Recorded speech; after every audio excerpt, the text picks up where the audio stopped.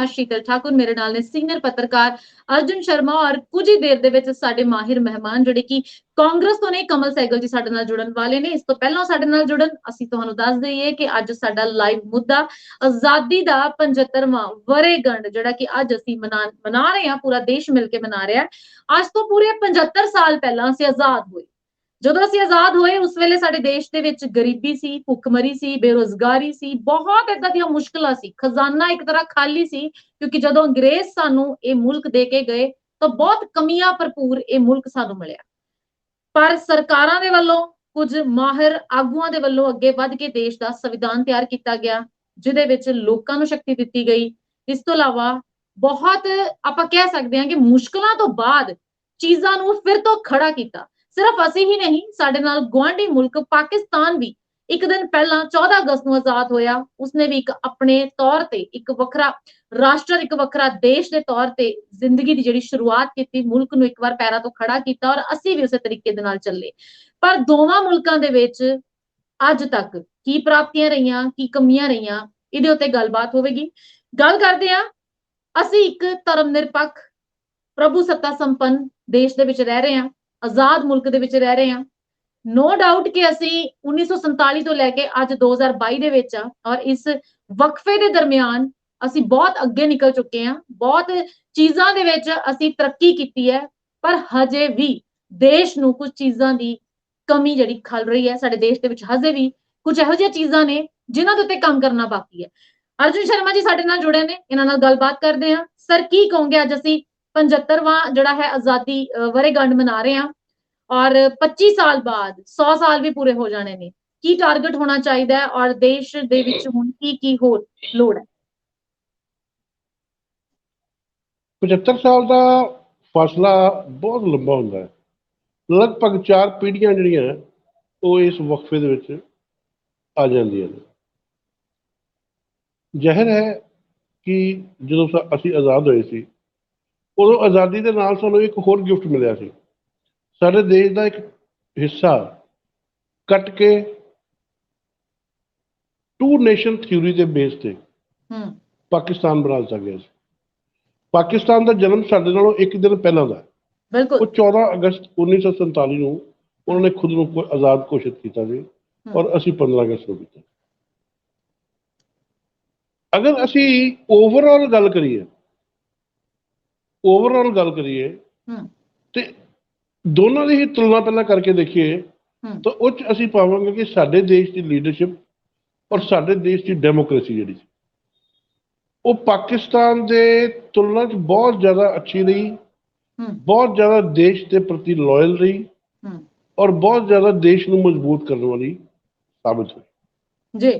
ਬਸ਼ਰਤੇ ਪਾਕਿਸਤਾਨ ਦੀ ਅੱਜ ਗੱਲ ਕਰੀਏ ਤੇ ਸ਼ੀਤਲ, ਜਦੋਂ ਡਿਵੀਜ਼ਨ ਹੋਈ ਸੀ ਨਾ, ਉਸ ਵੇਲੇ ਜਿਹੜਾ ਪੂਰਬੀ ਪਾਕਿਸਤਾਨ ਸੀ ਉੱਥੇ ਨਦੀਆਂ, ਨਹਿਰਾਂ, ਖਾਲਿਆਂ ਦਾ ਔਰ ਨਿੱਕੀਆਂ ਜਿਹੜੀਆਂ ਹੁੰਦੀਆਂ ਨੇ ਛੋਟੀਆਂ ਨਹਿਰਾਂ, ਬਹੁਤ ਕੁਛ, ਬਹੁਤ ਉਹਨੂੰ ਕੋਈ ਕਿਹਾ ਜਾ ਸਕਦਾ, ਉਹਦਾ ਇੱਕ ਜ਼ਬਰਦਸਤ ਜਾਲ ਜਿਹੜਾ ਸੀ ਉਹ ਉਧਰ ਤਿਆਰ ਸੀ ਔਰ ਉਹ ਐਕਟੀਵੇਟ ਸੀ। ਉਹਦੇ ਮੁਕਾਬਲੇ ਜਦੋਂ ਸਾਡਾ ਪੰਜਾਬ ਕੱਟ ਕੇ ਇੱਧਰ ਆਇਆ ਤੇ ਸਾਡੇ ਇੱਧਰ ਵਾਲੇ ਪੰਜਾਬ ਦੇ ਪੱਲੇ ਜੋ ਪਿਆ ਉਹ ਇਹ ਸੀ ਕਿ ਸਾਡੇ ਕੋਲ 3 ਮਹੀਨੇ ਬਾਰਿਸ਼, 3 ਮਹੀਨੇ ਸੁੱਕਾ, 3 ਮਹੀਨੇ ਫਿਰ ਸੁੱਕਾ, ਉਸ ਤੋਂ ਬਾਅਦ 3 ਮਹੀਨੇ ਫਿਰ ਬਾਰਿਸ਼ ਔਰ ਹੜ੍ਹ। ਸਾਡੇ ਕੋਲ 4 ਸਪੈਲ ਵਿੱਚ 3-3 ਮਹੀਨੇ ਬਾਅਦ ਜਿਹੜਾ ਮੌਸਮ ਆਉਂਦਾ ਸੀ ਉਹ ਸਾਨੂੰ ਇੱਕ ਵੀ ਫਸਲ ਜਿਹੜੀ ਸੀ ਉਹ ਪੂਰੀ ਕਰਨ ਦੇ ਕਾਬਲ ਨਹੀਂ ਸੀ ਛੱਡਦਾ। ਨਾ ਹੀ ਸਾਡੇ ਕੋਲ ਪਾਣੀ ਦੇ ਸਾਧਨ ਸੀ, ਨਾ ਹੀ ਸਾਡੇ ਕੋਲ ਹਾਰਵੈਸਟਿੰਗ ਦੇ ਸਾਧਨ ਸੀ, ਕੋਈ ਸਾਧਨ ਨਹੀਂ ਸੀਗਾ ਔਰ ਅਸੀਂ ਉਹਨਾਂ ਨਾਲੋਂ ਬਹੁਤ ਪਿੱਛੇ ਸੀ ਖੇਤੀ ਦੇ ਵਿੱਚ। ਸਾਡੀ ਜਿਹੜੀ ਖੇਤੀਬਾੜੀ ਹੈ ਉਹਦੇ ਵਿੱਚ ਜਿਹੜਾ ਉਥਾਨ ਹੋਇਆ ਉਹ ਜਾ ਕੇ 62-64 ਦੇ ਵਿੱਚ ਜਦੋਂ ਭਾਖੜਾ ਬਣਿਆ, ਜਦੋਂ ਭਾਖੜੇ ਦੇ ਵਿੱਚ ਪਾਣੀ ਤੇ ਕੰਟਰੋਲ ਹੋ ਗਿਆ, ਜਦੋਂ ਸਾਨੂੰ ਜ਼ਰੂਰਤ ਹੈ ਉਦੋਂ ਪਾਣੀ ਆ ਸਕਦਾ ਸੀ, ਜਦੋਂ ਨਹੀਂ ਜ਼ਰੂਰਤ ਸੀ ਉਦੋਂ ਰੋਕਿਆ ਜਾ ਸਕਦਾ ਸੀ, ਉਹਦੇ ਨਾਲ ਫਸਲਾਂ ਦਾ ਤਾਲਮੇਲ ਹੋਇਆ, ਫਿਰ ਉੱਥੋਂ ਬਿਜਲੀ ਪੈਦਾ ਹੋਈ, ਨਵੇਂ ਟਰੈਕਟਰ, ਨਵੇਂ ਟਿਊਬਵੈੱਲ ਲੱਗੇ, ਇੰਡਸਟਰੀ ਲੱਗੀ। ਉਸ ਤੋਂ ਬਾਅਦ ਜਾ ਕੇ ਅਸੀਂ ਜਿਹੜੀ ਅਮਰੀਕਾ ਦੀ ਲਾਲ ਰੰਗ ਦੀ ਕਣਕ ਸੀ ਨਾ ਉਹ ਖਾਣ ਤੋਂ ਸਾਨੂੰ ਸਾਡਾ ਪਿੱਛਾ ਛੁੱਟਿਆ जबकि पाकिस्तान ਜਿਹੜਾ ਸੀ ਉਸ ਪੰਜਾਬ ਕੋ ਪਹਿਲਾਂ ਤੋਂ ਹੀ ਉਹ ਸਾਰੀਆਂ ਸੁਵਿਧਾਵਾਂ ਆਲਰੇਡੀ ਸਨ, ਉਹਨਾਂ ਨੂੰ ਕਿਸੇ ਚੀਜ਼ ਦੀ ਕਮੀ ਨਹੀਂ ਸੀ। ਲੇਕਿਨ ਅਗਰ ਅੱਜ ਅਸੀਂ ਤੁਲਨਾ ਕਰੀਏ ਕਿ ਅਸੀਂ ਆਜ਼ਾਦੀ ਤੋਂ 15-16 ਸਾਲ ਜਾਂ ਕਹਿ ਲਓ 18 ਸਾਲ ਤੱਕ ਵਿਦੇਸ਼ੀ ਅਨਾਜ ਤੇ ਡਿਪੈਂਡ ਕਰਦੇ ਰਹੇ ਹਾਂ, ਲੇਕਿਨ ਹਰਿਤ ਕ੍ਰਾਂਤੀ ਤੋਂ ਬਾਅਦ ਤੇ ਨਸ਼ੇ ਬਦਲ ਗਈ। ਅੱਜ ਸਾਡੇ ਦੇਸ਼ ਵਿੱਚ ਇੰਨਾ ਅਨਾਜ ਹੈ ਕਿ ਅਸੀਂ ਇੱਕ ਵਾਰੀ ਜਿੰਨਾ ਉਗਾਉਂਦੇ ਹਾਂ ਉਹ 3 ਵਾਰੀ ਖਾ ਸਕਦੇ ਹਾਂ, ਇੰਨਾ ਅਨਾਜ ਉਗਾਉਂਦੇ ਹਾਂ। ਜਦਕਿ ਉਹਦੇ ਲਈ ਪਾਕਿਸਤਾਨ ਦੀ ਹਾਲਤ ਇਹ ਹੈ ਕਿ ਇੰਨੀਆਂ ਸੁਵਿਧਾਵਾਂ ਦੇ ਬਾਵਜੂਦ ਅੱਜ ਉਹ ਸਾਡੇ ਨਾਲ ਖੇਤੀ ਵਿੱਚ ਵੀ ਬਹੁਤ ਜ਼ਿਆਦਾ ਪਿੱਛੇ ਹੈ। ਇਸ ਕਰਕੇ ਅੱਜ ਉੱਥੇ ਆਟਾ 90 ਰੁਪਏ ਕਿਲੋ ਹੈ, ਅੱਜ ਉੱਥੇ ਚੀਨੀ 120 ਰੁਪਏ ਕਿਲੋ ਹੈ। ਅੱਜ ਉੱਥੇ ਸਾਡੇ ਦੇਸ਼ ਜਿਹੜੀ 4.5-5 ਲੱਖ ਦੀ ਗੱਡੀ ਹੈ, ਕਾਰ ਹੈ, ਉਹ ਉੱਥੇ 18 ਤੋਂ 20 ਲੱਖ ਰੁਪਏ ਦੀ ਮਿਲਦੀ ਹੈ। ਸਾਡੇ ਜਿਹੜਾ ਸਾਈਕਲ ਹੈ, ਸਾਡੇ ਇੱਥੇ ਸਾਈਕਲ 2,500-3,000 ਰੁਪਏ ਦਾ ਮਿਲ ਜਾਂਦਾ, ਉੱਥੇ 10,000 ਰੁਪਏ ਦਾ ਸਾਈਕਲ ਹੈ। ਉੱਥੇ ਢਾਬੇ ਤੇ ਰੋਟੀ ਫੁਲਕਾ 20 ਰੁਪਏ ਦਾ ਵਾ, ਉੱਥੇ ਇੱਕ ਕਚੌਰੀ ਖਾਣ ਜਾਓ ਤਾਂ 60 ਰੁਪਏ ਦੀ ਹੈ। ਸੋ ਹਰ ਇੱਕ ਚੀਜ਼ ਦੇ ਵਿੱਚ ਉਹਨਾਂ ਦਾ ਡਾਲਰ 235 ਰੁਪਏ ਦਾ, ਸਾਡਾ ਡਾਲਰ 79 ਰੁਪਏ ਦਾ, ਇੰਨਾ ਜ਼ਿਆਦਾ ਅੰਤਰ ਹੈ। ਅਗਰ ਅਸੀਂ ਇਸ ਅੰਤਰ ਨੂੰ ਦੇਖੀਏ ਤੇ ਅਸੀਂ ਇਹ ਕਹਾਂਗੇ ਕਿ ਅਸੀਂ ਬਹੁਤ ਤਰੱਕੀ ਕੀਤੀ, ਬਹੁਤ ਤਰੱਕੀ ਕੀਤੀ। ਜੇਕਰ ਅਸੀਂ ਪਾਕਿਸਤਾਨ ਦੇ ਨਾਲ ਕੰਪੈਰੀਜ਼ਨ ਕਰੀਏ ਫਿਰ ਅਸੀਂ ਬਹੁਤ ਤਰੱਕੀ ਕੀਤੀ। ਹਾਂ, ਜੇ ਅਸੀਂ ਉਹਨੂੰ ਛੱਡ ਦਈਏ ਔਰ ਆਪਣੀਆਂ ਕਮੀਆਂ ਪੇਸ਼ੀਆਂ ਤੇ ਨਜ਼ਰ ਡਾਲੀਏ ਤੇ ਸਾਡੀਆਂ ਤਰੱਕੀਆਂ ਜਿਹੜੀਆਂ ਹੈ ਉਹ ਇੰਨੀਆਂ ਜ਼ਿਆਦਾ ਸੋਹਣੀਆਂ ਨਹੀਂ ਨਜ਼ਰ ਆਉਂਦੀਆਂ। ਵਜ੍ਹਾ ਦੇਖੋ, ਅੰਗਰੇਜ਼ ਨੇ ਕਾਨੂੰਨ ਬਣਾਏ ਸੀ ਸਾਰੇ, ਪੁਲਿਸ ਐਕਟ 1863 ਵਿੱਚ ਬਣਾਇਆ, ਠੀਕ ਹੈ ਜੀ। ਇਹ GST ਨੇ ਜਾ ਕੇ ਬਹੁਤ ਸਾਲਾਂ ਬਾਅਦ, ਲਗਭਗ ਸਮਝ ਲਓ ਕਿ 150 ਸਾਲ ਬਾਅਦ ਜਾ ਕੇ ਜਿਹੜਾ ਟੈਕਸ ਐਕਟ ਸੀਗਾ ਅੰਗਰੇਜ਼ ਦਾ ਬਣਾਇਆ, ਉਹਨੂੰ ਵਾਸ਼ ਆਊਟ ਕੀਤਾ GST ਲਿਆ ਕੇ। ਉਸ ਤੋਂ ਪਹਿਲਾਂ 17 ਤਰ੍ਹਾਂ ਦੇ ਟੈਕਸ ਲੱਗਦੇ ਹੁੰਦੇ ਸੀ ਸਾਡੇ ਤੇ। ਉਸ ਤੋਂ ਅਦਰਵਾਈਜ਼ ਕੋਰਟ ਦੇ ਦੇਖ ਲਓ, ਤੁਸੀਂ CPC CRPC ਦੇਖ ਲਓ, ਇਹ ਸਾਰਾ ਕੁਝ ਪੁਰਾਣਾ ਚੱਲਿਆ ਆ ਰਿਹਾ। ਇਨਕਮ ਈਵਨ ਕਿ ਅੱਜ ਜਿਹੜੇ ਸੇਲ ਟੈਕਸ ਜਾਂ ਵੈਟ ਕਈ ਚੀਜ਼ਾਂ ਤੇ ਰਹਿ ਗਏ ਲੱਗਣ ਵਾਲੇ ਲੱਗਦੇ ਨੇ, ਉਹਨਾਂ ਦਾ ਐਕਟ ਵੀ ਉਹੀ ਪੁਰਾਣਾ ਹੀ ਹੈ। ਅਸੀਂ ਆਪਣੇ ਦੇਸ਼ ਦੇ ਵਿੱਚ ਜਿਹੜੇ ਅੰਗਰੇਜ਼ ਨੇ, ਹੁਣ ਦੇਖੋ IPC ਜਿਹਨੂੰ ਆਪਾਂ ਇੰਡੀਅਨ ਪੀਨਲ ਕੋਡ ਕਹਿੰਦੇ ਆ, ਉਹ ਬੇਸਿਕਲੀ ਆਇਰਿਸ਼ ਪੀਨਲ ਕੋਡ ਹੈ। ਉਹ ਆਇਰਲੈਂਡ ਵੀ ਅੰਗਰੇਜ਼ ਦੀ ਇੱਕ ਗੁਲਾਮ ਬਸਤੀ ਸੀ, ਅਸੀਂ ਵੀ ਗੁਲਾਮ ਬਸਤੀ ਸੀ। ਜੋ ਸਾਡੇ ਉਹਨੇ ਦੇਖਿਆ ਕਾਨੂੰਨ ਬਣਾਉਣ ਦੀ ਲੋੜ ਹੈ, ਲਾਰਡ ਮੈਕਾਲੇ ਨੇ ਕਿਹਾ ਕਿ ਬਣਿਆ ਬਣਾਇਆ ਪਿਆ ਵਾ, ਉਹ ਵੀ ਇਸੇ ਚੀਜ਼ ਨੂੰ ਮਾਈਂਡ 'ਚ ਰੱਖ ਕੇ ਬਣਾਇਆ ਗਿਆ ਹੈ ਕਿ ਗੁਲਾਮ ਨੂੰ ਕਿੱਦਾਂ ਕੰਟਰੋਲ 'ਚ ਰੱਖਣਾ ਵਾ। ਤੇ ਇੱਥੇ ਵੀ ਉਹੀ ਮਸਲਾ ਹੈ, ਉਹਨੂੰ ਚੱਕੋ, ਆਇਰਿਸ਼ ਸ਼ਬਦ ਨੂੰ ਡਿਲੀਟ ਕਰੋ, ਉਹ ਤਾਂ ਇੰਡੀਅਨ ਲਿਖੋ ਤੇ ਪੇਲ ਦਿਓ ਇੱਥੇ, ਉਹ ਹੋ ਗਿਆ ਇੱਥੇ। ਇਸ ਤਰ੍ਹਾਂ ਦੀਆਂ ਜਿਹੜੀਆਂ ਵਿਸੰਗਤੀਆਂ ਉਹ ਮੈਂ ਇਹ ਸਮਝਦਾ ਕਿ ਕੁਝ ਤਾਂ ਸਾਡੇ ਦੇਸ਼ ਦੇ ਇਨੀਸ਼ੀਅਲ ਲੈਵਲ ਦੇ ਜਿਹੜੇ ਕਰਨਦਾਰ ਸੀ, ਜਿਹੜੇ ਲੀਡਰ ਸੀ ਨਾ, ਇਹ ਉਹਨਾਂ ਦਾ ਕੰਮ ਸੀ ਕਿ ਉਹ ਕਿਸੇ ਨਾ ਕਿਸੇ ਤਰੀਕੇ ਨਾਲ ਇਹ ਸਾਰਾ ਸਿਸਟਮ ਵੀ ਠੀਕ ਕਰਦੇ। ਸਾਡੇ ਦੇਸ਼ ਵਿੱਚ ਅੱਜ ਜਿਹੜੀ ਜੁਡੀਸ਼ਰੀ ਹੈ ਉਹ ਜਿਸ ਕਾਨੂੰਨ ਦੇ ਤਹਿਤ ਚੱਲਦੀ ਪਈ ਹੈ, ਉਹਦੇ ਚੱਲਦੇ ਹੋਏ ਸਿਵਾਏ ਗਵਾਹਾਂ ਦੇ ਝੂਠ ਤੋਂ ਜਾਂ ਕਾਗਜ਼ ਦੀਆਂ ਤਰੀਕਾਂ ਤੋਂ ਪੱਲੇ ਕਿਸੇ ਦਾ ਕੱਖ ਨਹੀਂ ਪੈਂਦਾ। ਜੁਡੀਸ਼ੀਅਲ ਸਿਸਟਮ ਸਾਡਾ ਜਿਹੜਾ ਹੋਇਆ ਉਹ ਕਿਉਂਕਿ ਪੁਰਾਣੇ ਢਰਰੇ ਵਾਲਾ ਵਾ, ਉਹਨੂੰ ਇੰਡੀਅਨ ਜ਼ਮੀਨ ਦੇ ਲਿਹਾਜ਼ ਦੇ ਨਾਲ ਬਣਾਇਆ ਨਹੀਂ ਗਿਆ, ਤੇ ਉਹ ਕਿੱਥੇ ਸਾਨੂੰ ਸੁੱਖ ਦੇ ਸਕਦਾ, ਕਿੱਥੇ ਸਾਨੂੰ ਤਰੱਕੀ ਦੇ ਸਕਦਾ। ਔਰ ਇਹ ਕਾਨੂੰਨ ਬਣਾਇਆ ਹੀ ਇਹ ਸੋਚ ਕੇ ਗਿਆ ਸੀ ਕਿ ਇੰਡੀਅਨਸ ਨੂੰ ਦਬਾ ਕੇ ਰੱਖਣ ਵਾਸਤੇ ਇਹ ਕਾਨੂੰਨ ਹੈ, ਗੋਰਿਆਂ ਨੂੰ ਬੈਟਰ ਕਰਨ ਲਈ ਇਹ ਕਾਨੂੰਨ ਹੈ। ਤੁਸੀਂ ਦੇਖੋ ਸਾਡੇ ਦੇਸ਼ 'ਚ ਕਾਨੂੰਨ ਹੈ ਕਿ ਅਸੀਂ ਕਾਰ ਦੇ ਥੱਲੇ, ਬੱਸ ਦੇ ਥੱਲੇ, ਟਰੱਕ ਦੇ ਥੱਲੇ ਜਾਂ 4 ਵੀਲਰ ਕੋਈ ਵੀ ਹੈ, ਉਹਦੇ ਥੱਲੇ ਬੰਦਾ ਆ ਕੇ ਮਰ ਜਾਏ ਤਾਂ ਗੱਡੀ ਚਲਾਉਣ ਵਾਲੇ ਨੂੰ ਲਾਗਲੀ ਪੁਲਿਸ ਚੌਕੀ ਦਾ ਮੁਨਸ਼ੀ ਵੀ ਜ਼ਮਾਨਤ ਦੇ ਦਿੰਦਾ। ਬਿਲਕੁਲ। ਜਦਕਿ ਅਗਰ ਕਿਸੇ ਦੇ ਘਰ ਦੇ ਵਿੱਚ ਬਿਨਾਂ ਇਜਾਜ਼ਤ ਤੋਂ ਪੇਸ਼ ਅਸੀਂ ਐਂਟਰ ਕਰਦੇ ਹਾਂ ਤੇ ਉੱਥੇ 452 ਲੱਗਦੀ ਹੈ, 3 ਮਹੀਨੇ ਦੀ ਜ਼ਮਾਨਤ ਨਹੀਂ ਹੁੰਦੀ। ਉਹਦਾ ਪਿਛਲਾ ਕਾਰਨ ਜਾਣਦੇ ਹੋ ਕੀ ਹੈ? ਕਿ ਅੰਗਰੇਜ਼ ਨੇ ਜਦੋਂ ਇਹ ਕਾਨੂੰਨ ਬਣਾਇਆ ਸੀ ਨਾ ਮੋਟਰ ਵਹੀਕਲ ਵਾਲਾ ਮਾਰਨ ਵਾਲਾ, ਉਸ ਵੇਲੇ ਗੱਡੀ ਹੀ ਅੰਗਰੇਜ਼ ਕੋਲ ਹੁੰਦੀ ਸੀ। ਬਿਲਕੁਲ, ਉਹਨਾਂ ਨੇ ਆਪਣੀ ਸੇਫਟੀ ਲਈ ਬਣਾਇਆ ਸੀ ਕਿ ਕੋਈ ਹਿੰਦੁਸਤਾਨੀ ਅਗਰ ਅੰਗਰੇਜ਼ ਸਾਹਿਬ ਦੀ ਗੱਡੀ ਥੱਲੇ ਆ ਕੇ ਮਰ ਜਾਏ ਤਾਂ ਸਾਹਿਬ ਨੂੰ ਥਾਣੇ ਤੋਂ ਜ਼ਮਾਨਤ ਮਿਲ ਜਾਏ, ਸਾਹਿਬ ਨੂੰ ਪਰੇਸ਼ਾਨੀ ਨਾ ਹੋਵੇ।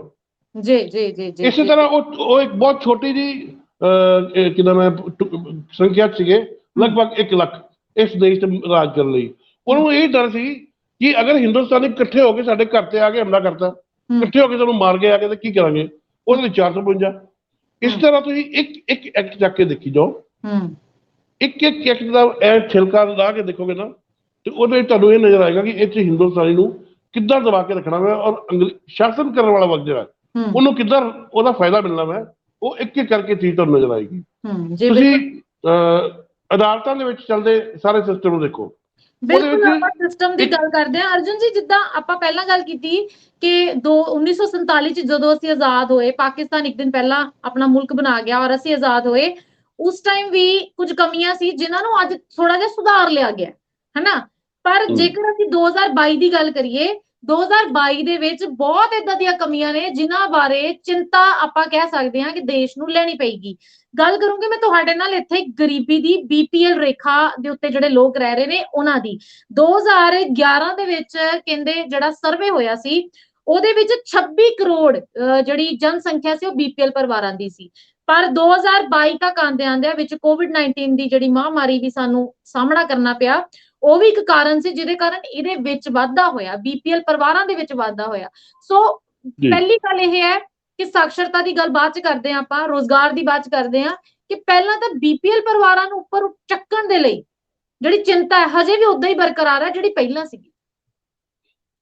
ਮੈਂ ਫਿਰ ਕਹਾਂਗਾ ਸ਼ੀਤਲ, ਇਹਦੇ ਵਿੱਚ ਸਾਡਾ ਸਿਸਟਮ ਦੋਸ਼ੀ ਹੈ। ਇਹਦੇ ਵਿੱਚ ਅਸੀਂ ਕਿਸੇ ਪੋਲੀਟੀਕਲ ਨੇਤਾ ਨੂੰ ਦੋਸ਼ ਨਹੀਂ ਦੇ ਸਕਦੇ।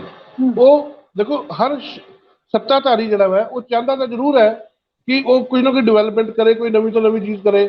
ਤੁਸੀਂ ਦੇਖੋ 565 ਰਿਆਸਤਾਂ ਸੀ ਛੋਟੀਆਂ ਤੇ ਵੱਡੀਆਂ ਜੋ ਸਾਡਾ ਮੁਲਕ ਆਜ਼ਾਦ ਹੋਇਆ।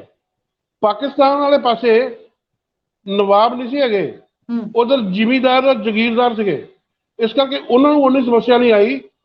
ਅਸੀਂ ਪਹਿਲੇ ਦਿਨ ਤੋਂ ਲੈ ਕੇ ਆਜ਼ਾਦੀ ਤੋਂ 2 ਤੇ 4 ਮਹੀਨਿਆਂ ਤੱਕ ਬਾਅਦ ਤੱਕ ਵੀ ਅਸੀਂ ਉਹਨਾਂ ਸਮੱਸਿਆ ਨੂੰ ਲੈ ਕੇ ਇੰਨੀ ਬੁਰੀ ਤਰ੍ਹਾਂ ਉਲਝੇ ਰਹੇ ਹਾਂ ਕਿ ਸਾਨੂੰ ਇਹ ਡਰ ਸੀ ਕਿ ਸਾਡੇ ਦੇਸ਼ ਦੇ ਵਿੱਚ ਕਿਤੇ 565 ਦੇਸ਼ ਨਾ ਬਣ ਜਾਣ। ਹਲ ਅੰਗਰੇਜ਼ ਨੇ ਜਿਹੜੇ ਇੱਕ ਇੱਕ ਰਾਜੇ ਨਾਲ, ਇੱਕ ਇੱਕ ਨਵਾਬ ਨਾਲ ਜਾਂ ਇੱਕ ਇੱਕ ਛੋਟੇ ਰਜਵਾੜੇ ਨਾਲ ਜਿਹੜਾ ਮੁਆਇਦਾ ਕੀਤਾ ਹੋਇਆ ਸੀ, ਜਿਹੜਾ ਫੈਸਲਾ ਕੀਤਾ ਹੋਇਆ ਸੀ, ਐਗਰੀਮੈਂਟ ਸੀ, ਉਹਦੇ ਵਿੱਚ ਉਹਨਾਂ ਨੂੰ ਇੱਕ ਸਟੇਟ ਦਾ ਦਰਜਾ ਦੇ ਕੇ ਕੀਤਾ ਗਿਆ ਸੀ। ਔਰ ਜਦੋਂ ਅੰਗਰੇਜ਼ ਜਾ ਰਹੇ ਸੀ ਤੇ ਉਹਨਾਂ ਨੇ ਕਿਹਾ ਕਿ ਅਸੀਂ ਉਹ ਤੁਹਾਡਾ ਜਿਹੜਾ ਐਗਰੀਮੈਂਟ ਹੈ ਉਹ ਖਤਮ ਕਰ ਰਹੇ ਹਾਂ, ਤੇ ਹੁਣ ਤੁਹਾਡੀ ਜਿਹੜੀ ਪੋਜੀਸ਼ਨ ਹੈ ਉਹ ਸਾਡੇ ਨਾਲ ਐਗਰੀਮੈਂਟ ਤੋਂ ਪਹਿਲਾਂ ਵਾਲੀ ਸੀ, ਯਾਨੀ ਕਿ ਸਟੇਟ ਬਣ ਗਏ ਤੁਸੀਂ।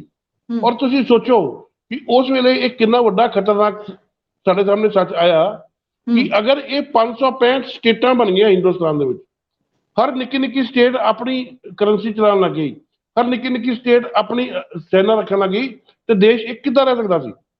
ਸਾਡੇ ਸਾਹਮਣੇ ਬਹੁਤ ਸਾਰੀਆਂ ਪਰੇਸ਼ਾਨੀਆਂ ਆਈਆਂ ਜਿਨ੍ਹਾਂ ਦੀ ਵਜ੍ਹਾ ਕਰਕੇ ਅਸੀਂ ਉਹਨਾਂ ਬੇਸਿਕ ਚੀਜ਼ਾਂ ਨੂੰ ਠੀਕ ਨਹੀਂ ਕਰ ਪਾਏ, ਜਿਹੜੀਆਂ ਬੇਸਿਕ ਚੀਜ਼ਾਂ ਉਸੇ ਵੇਲੇ ਹੀ ਆਸਾਨੀ ਨਾਲ ਠੀਕ ਹੋ ਸਕਦੀਆਂ ਸੀ। ਨਵੇਂ ਮੁਲਕ ਦੇ ਵਿੱਚ ਨਵੇਂ ਕਾਨੂੰਨ ਜਿਹੜੇ ਆ ਉਹ ਛੇਤੀ ਹਜਮ ਹੋ ਜਾਂਦੇ ਆ, ਛੇਤੀ ਐਕਸੈਪਟ ਹੋ ਜਾਂਦੇ ਆ, ਲੇਕਿਨ ਮੁਲਕ ਜਿੱਦਾਂ ਜਿੱਦਾਂ ਅੱਗੇ ਚੱਲਦਾ ਜਾਂਦਾ ਹੈ ਉਦਾਂ ਉਦਾਂ ਲੋਕਾਂ ਨੂੰ ਉਹਨਾਂ ਕਾਨੂੰਨਾਂ ਦੀ ਫਿਰ ਆਦਤ ਪੈ ਜਾਂਦੀ ਹੈ ਔਰ ਫਿਰ ਬਦਲਣ ਲੱਗੇ ਤਕਲੀਫ ਹੁੰਦੀ ਹੈ। ਇਸੇ ਕਰਕੇ ਇਹ ਸਿਸਟਮ ਨੂੰ ਬਦਲਣਾ ਪਏਗਾ। ਇਹ ਵਿਅਕਤੀ ਬਦਲ ਕੇ ਨਹੀਂ ਗੱਲ ਬਣਦੀ। ਇਹ ਵਿਵਸਥਾ ਪਰਿਵਰਤਨ ਜਿਹੜੀ ਹੈ ਉਹ BPL ਹੋਵੇ ਜਾਂ ਐਜੂਕੇਸ਼ਨ ਸਿਸਟਮ ਹੋਵੇ। ਹੁਣ ਤੁਸੀਂ ਦੇਖੋ ਪਿੱਛੇ ਇੱਕ ਸਟੱਡੀ ਆਈ ਹੈ ਕਿ ਜਿਹੜੇ 10+2 ਕਰਕੇ ਬਾਹਰ ਚਲੇ ਜਾਂਦੇ ਹੈ ਉਹ ਇੱਥੇ ਨੌਕਰੀ ਕਿਉਂ ਨਹੀਂ ਕਰ ਪਾਉਂਦੇ? ਉਹ ਇਸ ਕਰਕੇ ਨਹੀਂ ਕਰ ਪਾਉਂਦੇ ਕਿ ਉਹਨਾਂ ਦਾ ਸਕੂਲ ਦੇ ਵਿੱਚ, ਕਾਲਜ ਦੇ ਵਿੱਚ ਜਿਹੜਾ ਐਜੂਕੇਸ਼ਨ ਸਿਸਟਮ ਹੈ ਉਹ ਉਹਨਾਂ ਨੂੰ ਕਿਸੇ ਵੀ ਕਾਰਪੋਰੇਟ ਹਾਊਸ ਵਿੱਚ ਜਾ ਕੇ ਕੰਮ ਕਰਨ ਦੇ ਤੌਰ ਤਰੀਕੇ ਸਿਖਾਉਂਦਾ ਹੀ ਨਹੀਂ। ਸਿਖਾਉਂਦਾ ਨਹੀਂ, ਬਿਲਕੁਲ। ਉੱਥੇ ਤਾਂ ਪੜ੍ਹਾਈ ਅਸੀਂ ਕਰ ਲੈਂਦੇ ਹਾਂ, ਸਾਨੂੰ ਈਮੇਲ ਦਾ ਖੋਲ੍ਹਣੀ ਨਹੀਂ ਆਉਂਦੀ, ਸਾਨੂੰ ਆਪਣਾ ਬਾਇਓਡਾਟਾ ਤਾਂ ਬਣਾਉਣਾ ਨਹੀਂ ਆਉਂਦਾ, ਸਾਨੂੰ ਐਕਸਲ ਫਾਈਲ ਦੇ ਵਿੱਚ ਤਾਂ ਕੰਮ ਕਰਨਾ ਨਹੀਂ ਆਉਂਦਾ, ਤੇ ਉੱਥੇ ਜਾ ਕੇ ਕੀ ਕਰਨਾ? ਫਿਰ ਬਾਹਰ ਜਾ ਕੇ ਕਿੱਦਾਂ ਉਹ ਸਾਨੂੰ ਝੇਲਦੇ ਹੋਣਗੇ? ਜ਼ਾਹਿਰ ਹੈ ਹੱਥ ਝਾੜੂ ਫੜਾ ਦਿੰਦੇ, ਚਲੋ ਵੀ ਸਫਾਈ ਕਰੋ, ਹੱਥ ਭਾਂਡੇ ਫੜਾ ਦਿੰਦੇ, ਚਲੋ ਵੀ ਧੋਵੋ, ਹੱਥ ਪੈਟਰੋਲ ਪੰਪ ਦੀ ਪਾਈਪ ਫੜਾ ਦਿੰਦੇ, ਚਲੋ ਵੀ ਲੋਕਾਂ ਦੀਆਂ ਗੱਡੀਆਂ 'ਚ ਪੈਟਰੋਲ ਭਰੋ। ਤਾਂ ਇਹ ਵਿਵਸਥਾ ਦੀ ਕਮੀ ਹੈ ਨਾ। ਵਿਵਸਥਾ ਦਾ ਹਰ ਪਾਇਆ ਜਿਹੜਾ ਹੈ ਉਹ ਇਸ ਵੇਲੇ ਪੁਰਾਣੇ ਔਰ ਨਵੇਂ ਦੇ ਵਿੱਚ ਜੋ ਸੰਘਰਸ਼ ਚੱਲ ਰਿਹਾ ਹੈ ਉਹਦੇ ਵਿੱਚ ਫਸਿਆ ਹੋਇਆ ਵਾ। ਮੈਂ ਸਮਝਦਾ ਕਿ ਸਾਡੇ ਦੇਸ਼ ਦੀ ਸੋਚ ਨੂੰ ਬਦਲਣ ਲਈ ਸਾਡੀ ਵਿਵਸਥਾ ਵਿੱਚ ਬੇਸਿਕ ਪਰਿਵਰਤਨ ਜਿਹੜੇ ਹੈ ਉਹ ਬਹੁਤ ਜ਼ਿਆਦਾ ਜ਼ਰੂਰੀ ਹੈ। ਜੀ ਬਿਲਕੁਲ। ਸੋ ਕਹਿ ਸਕਦੇ ਹਾਂ ਕਿ ਨੋ ਡਾਊਟ ਕਿ ਉਸ ਵੇਲੇ ਜਿਹੜੀਆਂ ਜ਼ਰੂਰਤਾਂ ਸੀ ਉਹਨਾਂ ਨੂੰ ਤਾਂ ਪੂਰਾ ਕਰ ਲਿਆ ਗਿਆ, ਕਿਉਂਕਿ ਜਦੋਂ ਅੰਗਰੇਜ਼ ਗਏ ਦੇਸ਼ ਨੂੰ ਕਾਫੀ ਖਾਲੀ ਛੱਡ ਗਏ ਸੀਗੇ, ਸੋ ਉੱਥੇ ਤੱਕ ਤਾਂ ਪਹੁੰਚ ਗਿਆ। ਪਰ ਅੱਜ ਵੀ ਜਿਹੜੀਆਂ ਹੁਣ ਸਿਸਟਮ ਹੋਰ ਸਮੇਂ ਦੇ ਅਨੁਸਾਰ ਬਦਲਣਾ ਚਾਹੀਦਾ, ਉਹਦੀ ਲੋੜ ਹੈ। ਅੱਛਾ, ਗੱਲ ਕਰਦੇ ਹਾਂ ਆਪਾਂ ਕਮੀਆਂ ਦੀ ਗੱਲ ਕਰ ਰਹੇ ਹਾਂ ਕਿ ਅਸੀਂ ਕਿੱਥੋਂ ਹੁਣ ਜਿਹੜੀ ਹੈ ਅਸੀਂ ਪਿੱਛੇ ਨੂੰ ਖਿੱਚੇ ਚਲੇ ਜਾ ਰਹੇ ਹਾਂ। ਇੱਥੇ ਗੱਲ ਕਰੂੰਗੀ ਅਰਜੁਨ ਜੀ ਮੈਂ ਤੁਹਾਡੇ ਨਾਲ ਲੋਕਤੰਤਰ ਦੇ ਚੌਥੇ ਥੰਮ ਦੀ, ਮੀਡੀਆ ਦੀ। ਤੁਸੀਂ ਮੀਡੀਆ ਦੇ ਵਿੱਚ ਕੰਮ ਕਰਦੇ ਹੋ, ਇੰਨੇ ਸਮੇਂ ਤੋਂ ਜੁੜੇ ਹੋਏ ਹੋ, ਕਿ ਤੁਹਾਨੂੰ ਨਹੀਂ ਲੱਗਦਾ ਕਿ ਕਾਫੀ ਹੱਦ ਤੱਕ ਅਸੀਂ ਲੋਕਤੰਤਰ ਦੇ ਵਿੱਚ ਜਿਹੜਾ ਚੌਥਾ ਥੰਮ ਹੈ ਮੀਡੀਆ, ਉਹਨੂੰ ਖੁੰਝੇ ਲਗਾਇਆ ਹੋਇਆ? ਬਹੁਤ ਸਾਰੀਆਂ ਰਾਜਨੀਤਿਕ ਪਾਰਟੀਆਂ ਨੇ ਮੀਡੀਆ ਦੇ ਉੱਤੇ ਵੀ ਆਪਣਾ ਦਬਾਅ ਬਣਾਇਆ ਹੋਇਆ। ਬਹੁਤ ਸਾਰੀਆਂ ਮੀਡੀਆ ਹਾਊਸਸ ਜਿਹੜੇ ਨੇ ਉਹ ਇੱਕੋ ਹੀ ਪੋਲੀਟੀਕਲ ਪਾਰਟੀ ਦੇ ਦਬਾਅ ਦੇ ਹੇਠ ਆ ਜਾਂਦੇ ਨੇ, ਜਿਹਦੇ ਕਾਰਨ ਖੁੱਲ ਕੇ ਗੱਲ ਕਰਨੀ, ਲੋਕਾਂ ਦੀ ਆਵਾਜ਼ ਬਣਨਾ, ਕਾਫੀ ਹੱਦ ਤੱਕ ਇਹ ਚੀਜ਼ਾਂ ਜਿਹੜੀਆਂ ਹੁਣ ਉਹ ਨਹੀਂ ਰਹੀਆਂ। ਮੈਂ ਤੁਹਾਡੇ ਨਾਲ ਥੋੜਾ ਜਿਹਾ ਸਹਿਮਤ ਹਾਂ, ਪੂਰਾ ਸਹਿਮਤ ਨਹੀਂ ਹੈ। ਅਸਲ 'ਚ ਗੱਲ ਕੀ ਹੈ ਕਿ ਮੀਡੀਆ ਦੇ ਵੀ ਦੋ ਪੋਰਸ਼ਨ ਨੇ, ਦੋ ਦੇ ਵੀ ਤਿੰਨ ਹੋ ਗਏ ਨੇ। ਇੱਕ ਪ੍ਰਿੰਟ ਮੀਡੀਆ ਹੈ। ਪ੍ਰਿੰਟ ਮੀਡੀਆ ਹਾਲੇ ਵੀ ਉਨਾ ਰਿਸਪੌਂਸੀਬਲ ਹੈ ਜਿੰਨਾ ਪਹਿਲਾਂ ਸੀ। ਉਹਨਾਂ ਨੇ ਕਿਉਂਕਿ ਲਿਖਣਾ ਹੁੰਦਾ ਹੈ ਔਰ ਲਿਖੀ ਚੀਜ਼ ਦੇ ਉੱਪਰ ਕੇਸ ਹੋ ਸਕਦਾ ਹੈ, ਇਸ ਕਰਕੇ ਪ੍ਰਿੰਟ ਹਾਲੇ ਵੀ ਆਪਣੀ ਜ਼ਿੰਮੇਵਾਰੀ ਤੋਂ ਪਿੱਛੇ ਨਹੀਂ ਭੱਜਦਾ। ਇਲੈਕਟ੍ਰੋਨਿਕ ਮੀਡੀਆ ਹਾਲੇ ਬਚਪਨ ਕਾਲ 'ਚ ਹੈ, ਸ਼ੈਸ਼ਵ ਕਾਲ 'ਚ ਹੈ। ਉਹਨਾਂ ਨੂੰ ਕੁਝ ਨਹੀਂ ਪਤਾ ਲੱਗਦਾ ਕੀ ਕਰਨਾ ਕੀ ਨਹੀਂ ਕਰਨਾ। ਉਹ ਹਾਲੇ ਪਰਚਾ ਦਰਜ ਨਹੀਂ ਹੋਇਆ ਹੁੰਦਾ ਤੇ ਅਦਾਲਤ ਪਹਿਲਾਂ ਲਾ ਕੇ ਬੈਠ ਜਾਂਦੇ। ਕੋਡ ਆਫ ਕੰਡਕਟਸ ਪਤਾ ਨਹੀਂ ਹੈ ਜਰਨਲਿਜ਼ਮ ਦੇ, ਬਹੁਤ ਸਾਰੇ ਚੈਨਲਸ। ਉਸ ਤੋਂ ਬਾਅਦ ਆ ਗਿਆ ਸੋਸ਼ਲ ਮੀਡੀਆ। ਇਹ ਤਾਂ ਇੱਕ ਐਸਾ ਬੇਲਗਾਮ ਘੋੜਾ ਹੈ ਜਿੱਥੇ ਕਿਸੇ ਦਾ ਕੋਈ ਕੰਟਰੋਲ ਹੀ ਨਹੀਂ ਹੈਗਾ। ਤੁਸੀਂ ਔਰ ਅਸੀਂ ਸੋਸ਼ਲ ਮੀਡੀਆ ਤੇ ਕੰਮ ਕਰ ਰਹੇ ਹਾਂ। ਅਸੀਂ ਅਗਰ ਗੱਲ ਕਰ ਰਹੇ ਹਾਂ ਸੋਚ ਸਮਝ ਕੇ ਕਰ ਰਹੇ ਹਾਂ, ਅਸੀਂ ਆਪਣੀ ਤਜਰਬੇ ਦੇ ਲਿਹਾਜ਼ ਨਾਲ ਕਰ ਰਹੇ ਹਾਂ, ਸਾਨੂੰ ਕਾਇਦੇ ਕਾਨੂੰਨ ਦਾ ਪਤਾ ਹੈ। ਲੇਕਿਨ ਤੁਸੀਂ ਸੋਚੋ ਕਿ ਸਾਰੇ ਵਾਲੇ ਇਸੇ ਤਰੀਕੇ ਨਾਲ ਚੱਲਦੇ ਨੇ। ਹਾਲੇ ਗੱਲ ਨਹੀਂ ਹੋਈ ਹੁੰਦੀ, ਪਰਸੈਪਸ਼ਨਾਂ ਦੇ ਢੇਰ ਬਣ ਜਾਂਦੇ ਆ, ਨੈਰੇਟਿਵ ਗੜਨ ਦੇ ਵਿੱਚ ਇਹ ਸੋਸ਼ਲ ਮੀਡੀਆ ਸਭ ਤੋਂ ਭੈੜੀ ਭੂਮਿਕਾ ਨਿਭਾ ਰਿਹਾ। ਅੱਛਾ, ਇਹਦੇ ਨਾਲ ਹੀ ਇੱਕ ਹੋਰ ਆਪਾਂ ਕਮੀ ਦੀ ਗੱਲ ਕਰਦੇ ਹਾਂ, ਉਹ ਹੈ ਭ੍ਰਿਸ਼ਟਾਚਾਰੀ, ਜਿਹੜੀ ਕਿ ਸਾਡੇ ਦੇਸ਼ ਨੂੰ ਇਸ ਵੇਲੇ ਨਾ ਮੈਂ ਕਹਿ ਸਕਦੀ ਹਾਂ ਕਿ ਸਿਉਂਕ ਦੀ ਤਰ੍ਹਾਂ ਲੱਗੀ ਹੋਈ ਹੈ। ਜੇਕਰ ਇਹ ਚਲੀ ਜਾਵੇ ਤਾਂ ਕਾਫੀ ਹੱਦ ਤੱਕ ਅਸੀਂ ਜਿਹੜੇ ਵਿਕਾਸ ਵਾਲੇ ਦੇਸ਼ਾਂ ਦੇ ਵਿੱਚ ਆ ਜਾਵਾਂਗੇ। ਵੱਡੀ ਗੱਲ ਹੈ ਜਦੋਂ ਇਲੈਕਸ਼ਨਸ ਹੁੰਦੇ ਨੇ, ਆਪਾਂ ਲੋਕਾਂ ਨੂੰ ਸ਼ਕਤੀ ਦਿੱਤੀ ਹੋਈ ਹੈ, ਲੋਕਤੰਤਰ ਦੇਸ਼ ਬਣਿਆ ਹੋਇਆ ਹੈ, ਪਰ ਕੀ ਤੁਹਾਨੂੰ ਲੱਗਦਾ ਹੈ ਕਿ ਲੋਕ ਆਪਣੀ ਇਸ ਅਸਲੀ ਜਿਹੜੀ ਇਹ ਸ਼ਕਤੀ ਉਹਦਾ ਸਹੀ ਇਸਤੇਮਾਲ ਕਰਦੇ ਨੇ? ਜੇਕਰ ਨਹੀਂ ਕਰਦੇ ਤਾਂ ਵੋਟਾਂ ਜਿਹੜੀਆਂ ਨੇ ਕਦੀ ਵਿਕਣ ਨਾ, ਕਿਸੇ ਵੀ ਰਾਜਨੀਤਿਕ ਪਾਰਟੀ ਦੇ ਵੱਲੋਂ ਜਿਹੜਾ ਵੋਟਾਂ ਦਿੱਤੀਆਂ ਨਾ ਜਾਣ। ਕਮਲ ਸਹਿਗਲ ਜੀ ਜਿਹੜੇ ਸਾਡੇ ਨਾਲ ਕਾਂਗਰਸ ਦੇ ਲੀਡਰ ਜੁੜ ਚੁੱਕੇ ਨੇ, ਸਰ ਬਹੁਤ ਬਹੁਤ ਸਵਾਗਤ ਹੈ ਪ੍ਰੋਗਰਾਮ ਦੇ ਵਿੱਚ। ਜੀ ਸਰ, ਅਸੀਂ ਆਜ਼ਾਦੀ ਦੇ 75 ਦੇਰੀ ਸੇ ਆने वालों का स्वागत है ਜੀ। ਲੇਖਾ ਜੋਖਾ ਜਿਹੜਾ ਹੈ ਉਹਦੇ ਬਾਰੇ ਗੱਲ ਕਰ ਰਹੇ ਹਾਂ। ਸੋ 75 ਸਾਲਾਂ ਦੇ ਵਿੱਚ ਅਸੀਂ ਕੀ ਪਾਇਆ ਔਰ ਕੀ ਗਵਾਇਆ? ਕਮਲ ਜੀ, ਕੀ ਵਿਚਾਰ ਨੇ ਤੁਹਾਡੇ?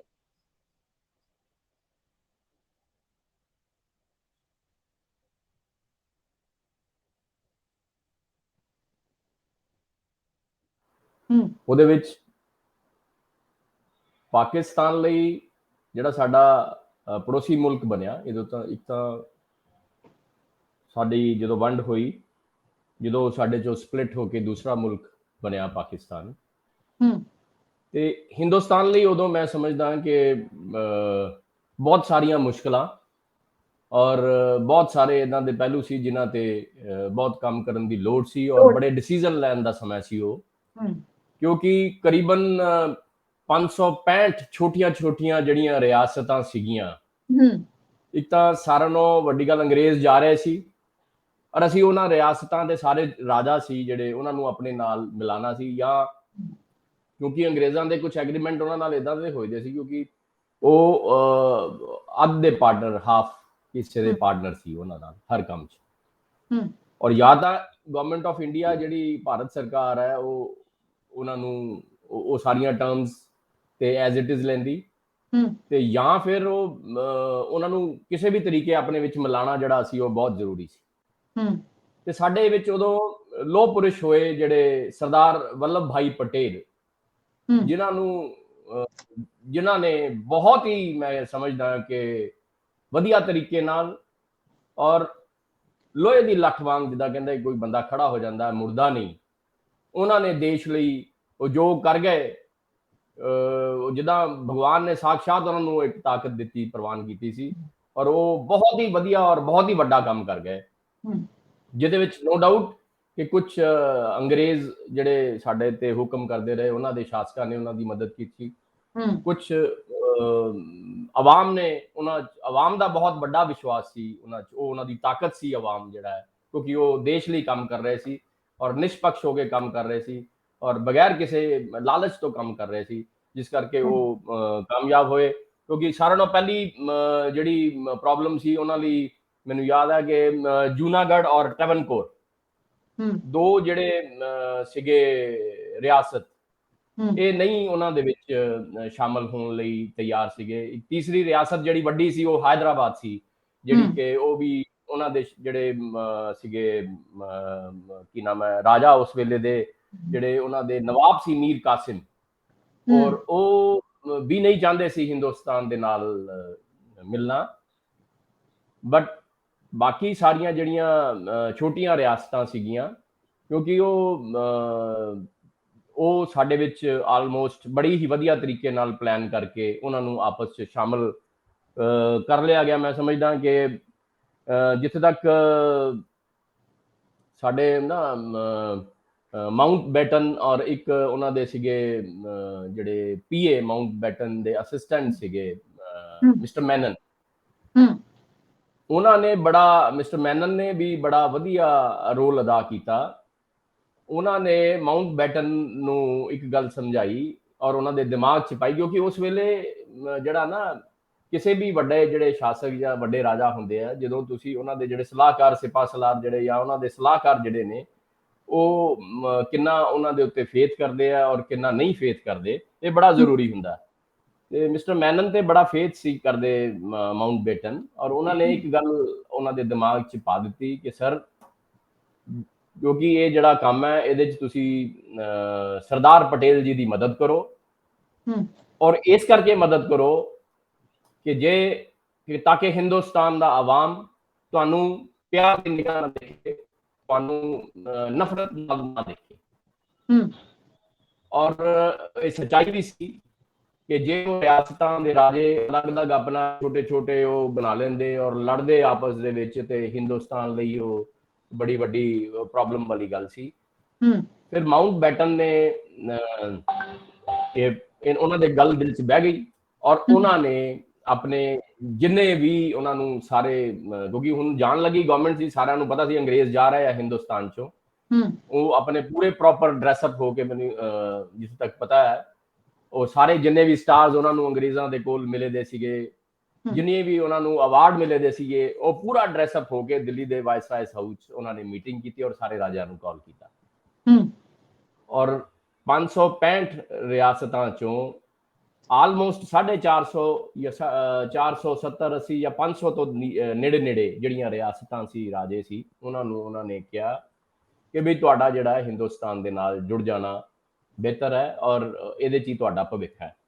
ਔਰ ਮੇਰਾ ਜੋ ਉਹਨਾਂ ਨੇ ਜੋ ਮਤਲਬ ਉਹਨਾਂ ਨੂੰ ਕਨਵਿੰਸ ਕਰ ਲਿਆ, ਔਰ ਸਾਰੇ ਰਾਜੇ ਈਜ਼ੀਲੀ ਜਿਹੜਾ ਹੈ ਉਹ ਵੱਲਭ ਭਾਈ ਔਰ ਹਿੰਦੁਸਤਾਨ ਦੇ ਨਾਲ ਜੁੜ ਗਏ। ਬਾਕੀ ਜਿਹੜੀਆਂ ਸਾਡੀਆਂ ਕੁਝ ਜਿਹੜੀਆਂ ਉਹਨਾਂ ਦੇ ਵਿੱਚੋਂ ਰਹਿ ਗਈਆਂ, ਮੈਂ ਸਮਝਦਾ ਕਿ ਸਟੇਟਸ, ਜਿਨ੍ਹਾਂ 'ਚੋਂ ਹੈਦਰਾਬਾਦ ਜਿਹੜੀ ਬਹੁਤ ਵੱਡੀ ਸਟੇਟ ਸੀ, ਜਿਹਦੇ 'ਚ ਮਹਾਰਾਸ਼ਟਰਾ, ਕਰਨਾਟਕਾ ਦਾ ਕੁਝ ਹਿੱਸਾ, ਕੁਝ ਮਹਾਰਾਸ਼ਟਰਾ ਦਾ ਹਿੱਸਾ, ਕੁਝ ਤਮਿਲਨਾਡੂ ਦਾ ਹਿੱਸਾ ਔਰ ਕੁਝ ਆਂਧਰਾ ਦਾ ਹਿੱਸਾ, ਇਹ 4 ਹਿੱਸੇ ਜੇ ਉਹ ਸਾਡੇ ਨਾਲ ਅੱਜ ਹੈਦਰਾਬਾਦ ਨਾਲ ਨਾ ਹੁੰਦਾ ਤੇ ਉਹ 4 ਹਿੱਸਿਆਂ 'ਚ ਸਾਨੂੰ ਉਹਨਾਂ ਕੋਲੋਂ ਜਗ੍ਹਾ ਮੰਗ ਕੇ ਆਪਣੀਆਂ ਰੋਡਸ ਦਾ ਜਾਲ ਵਿਛਾਉਣਾ ਪੈਣਾ ਸੀ। ਅੱਜ ਸਾਡੇ ਲਈ ਬੜੀਆਂ ਵੱਡੀਆਂ ਹੋਰ ਮੁਸ਼ਕਲਾਂ ਹੋਣੀਆਂ ਸੀ, ਉਹ ਵੀ ਸਾਡੇ ਪੜੋਸੀ ਮੁਲਕ ਹੁੰਦੇ। ਬਟ ਸਰਦਾਰ ਵੱਲਭ ਭਾਈ ਪਟੇਲ ਨੇ ਉਦੋਂ ਉਹਨਾਂ ਨੇ ਇਹ ਕਹਿ ਦਿੱਤਾ ਜੀ, ਉੱਥੇ ਹਿੰਦੂਆਂ ਦੀ ਤਾਦਾਦ ਜਿਹੜੀ ਉਸ ਵੇਲੇ ਜ਼ਿਆਦਾ ਸੀ ਔਰ ਉਹ ਸ਼ਾਸਕ ਜਿਹੜੇ ਸੀ ਉਹ ਨਵਾਬ ਸਾਹਿਬ ਸੀ। ਔਰ ਉਹਨਾਂ ਨੇ ਇੱਥੇ ਤੱਕ ਧਮਕੀ ਦੇ ਦਿੱਤੀ ਕਿ ਟਾਈਮ ਬੜਾ ਥੋੜਾ ਸੀ ਜਦੋਂ ਅਸੀਂ ਆਪਣੇ ਆਪਸ 'ਚ ਅਸੀਂ ਮਿਲਣਾ ਸੀ। ਉਹਨਾਂ ਨੇ ਇੱਕ ਧਮਕੀ ਦੇ ਦਿੱਤੀ ਕਿ ਮੈਂ 10 ਲੱਖ ਹਿੰਦੂਆਂ ਦਾ ਕਤਲ ਕਰ ਦਾਂਗਾ। ਔਰ ਉਦੋਂ ਇਸ ਗੱਲ ਤੇ ਕਿ ਵੀ ਉੱਥੇ 10 ਲੱਖ ਹਿੰਦੂ ਮਾਰੇ ਜਾਣਗੇ, ਔਰ ਇਹ ਵੀ ਡਰ ਇੱਕ ਉਹਨਾਂ ਨੂੰ ਖੌਫ ਪਿਆ ਦਾ ਸੀ, ਔਰ ਉਹਨਾਂ ਸਾਰਿਆਂ ਦੀ ਜਾਨ ਔਰ ਮਾਲ ਦੀ ਰੱਖਿਆ ਵੀ ਕਰਨੀ ਸੀ, ਔਰ ਪਰ ਇਹ ਸਟੇਟ ਨੂੰ ਵੀ ਆਪਣੇ ਨਾਲ ਜੋੜਨਾ ਬੜਾ ਜ਼ਰੂਰੀ ਸੀ। ਤੇ ਉਹ ਬੜਾ ਵੱਡਾ ਟਾਸਕ ਸੀ, ਉਹ ਛੋਟੀ ਗੱਲ ਨਹੀਂ ਇਹਨੂੰ ਕਹਿ ਸਕਦੇ। ਔਰ ਉਸ ਤੋਂ ਬਾਅਦ ਉਹਨੂੰ ਆਪਣੇ ਨਾਲ ਮਿਲਾਣਾ, ਔਰ ਉਸ ਤੋਂ ਬਾਅਦ ਜਿਹੜਾ ਹੈ ਕਸ਼ਮੀਰ ਵਾਲਾ ਜਿਹੜਾ ਮੁੱਦਾ, ਕਸ਼ਮੀਰ ਜਿਹੜਾ ਕਿ ਹਜੇ ਤੱਕ ਮੈਂ ਸਮਝਦਾ ਕਿ ਉਹ 1947 ਤੋਂ ਬਾਅਦ ਸਾਡੇ 2019 ਤੱਕ ਜਾਂ 20 ਤੱਕ ਉਹ ਸਾਡੇ ਲਈ ਉਥੋਂ 370 ਹਟਾਣਾ ਔਰ ਹੋਰ ਸਾਰੀਆਂ ਜਿਹੜੀਆਂ ਚੇਂਜਸ ਆਈਆਂ ਤੁਹਾਡੇ ਸਾਹਮਣੇ, ਤੁਸੀਂ ਵੀ ਉਹਦੇ ਬਾਰੇ। ਸਹਿਗਲ ਸਾਹਿਬ 565 ਰਿਆਸਤਾਂ ਸੀਗੀਆਂ ਟੋਟਲ, ਉਹਦੇ ਵਿੱਚ ਸਿਰਫ ਇੱਕੋ ਹੀ ਕਸ਼ਮੀਰੀ ਜੀ ਜਿਹਨੇ ਹੈਂਡਲ ਕੀਤਾ। 564 ਬਾਕੀ ਸਾਰੀਆਂ ਰਿਆਸਤਾਂ ਜਿਹੜੀਆਂ ਉਹ ਸਰਦਾਰ ਪਟੇਲ ਨੇ ਹੈਂਡਲ ਕੀਤੀਆਂ ਸੀ, ਔਰ 1 to all ਸਾਰੀਆਂ, ਕੋਈ ਪ੍ਰੋਬਲਮ ਉੱਥੇ ਨਹੀਂ ਹੋਈ। ਲੇਕਿਨ ਇੱਕ ਹੀ ਰਿਆਸਤ ਜਿਹੜੀ ਸੀ ਉਹਨੂੰ ਨਹਿਰੂ ਜੀ ਨੇ ਟੱਚ ਕੀਤਾ ਸੀ, ਔਰ ਉਹਦਾ ਇਹ ਹਾਲ ਹੋ ਗਿਆ। ਨਹੀਂ, ਉਹਨੂੰ ਮੈਂ ਅਰਜੁਨ ਜੀ ਮੰਨ ਸਕਦਾ ਹਾਂ ਕਿ ਨਹਿਰੂ ਜੀ ਨੇ ਵੀ ਟੱਚ ਕੀਤਾ ਸੀ। ਕੁਝ ਉੱਥੇ ਦੇ ਰਾਜਾ ਜਿਹੜੇ ਹਰੀ ਸਿੰਘ ਸੀ, ਕੁਝ ਉਹਨਾਂ ਨੇ ਡਿਸੀਜਨ ਲੈਣ 'ਚ ਵੀ ਦੇਰ ਕਰ ਦਿੱਤੀ, ਜਿਹਦੇ ਕਰਕੇ ਕਸ਼ਮੀਰ ਦੀ ਉਹ ਵੀ ਇੱਕ ਅੜ ਗਏ। ਜਿੱਦਾਂ ਵੱਲਭ ਭਾਈ ਪਟੇਲ ਅੜੇ ਸੀ, ਉਦਾਂ ਹੀ ਉਹ ਰਾਜਾ ਹਰੀ ਸਿੰਘ ਜੀ ਵੀ ਜਿਹੜੇ ਸੀਗੇ ਨਾ, ਉਹ ਵੀ ਥੋੜਾ ਜਿਹਾ ਸਟੈਂਡ ਲੈਣ ਵਾਲੇ ਰਾਜਾ ਸੀਗੇ, ਔਰ ਉਹ ਕਸ਼ਮੀਰ ਦੇ ਮੁੱਦੇ ਤੇ ਉਹ ਕਹਿੰਦੇ ਨਹੀਂ ਅਸੀਂ ਅਲੱਗ ਰਾਜ ਰੱਖਣਾ। ਫਿਰ ਮਾਊਂਟ ਬੈਟਨ ਉੱਥੇ ਪਰਸਨਲੀ ਗਏ, ਔਰ ਉਹਨਾਂ ਨੇ ਜਾ ਕੇ ਰਾਜਾ ਹਰੀ ਸਿੰਘ ਜੀ ਨੂੰ ਸਮਝਾਉਣ ਦੀ ਕੋਸ਼ਿਸ਼ ਵੀ ਕੀਤੀ ਕਿ ਬਈ ਰਾਜਾ ਹਰੀ ਸਿੰਘ ਜੀ, ਤੁਸੀਂ ਜਾਂ ਤਾਂ ਪਾਕਿਸਤਾਨ ਨਾਲ ਚਲੇ ਜਾਓ ਜਾਂ ਤੁਸੀਂ ਹਿੰਦੁਸਤਾਨ ਨਾਲ ਆ ਜਾਓ, ਤੁਸੀਂ ਇਕੱਲੇ ਇੰਡੀਪੈਂਡੈਂਟ ਨਾ ਰਹਿਣਾ, ਤੁਹਾਡੇ ਲਈ ਬੜੀ ਵੱਡੀ ਮੁਸ਼ਕਿਲ ਹੋਏਗੀ।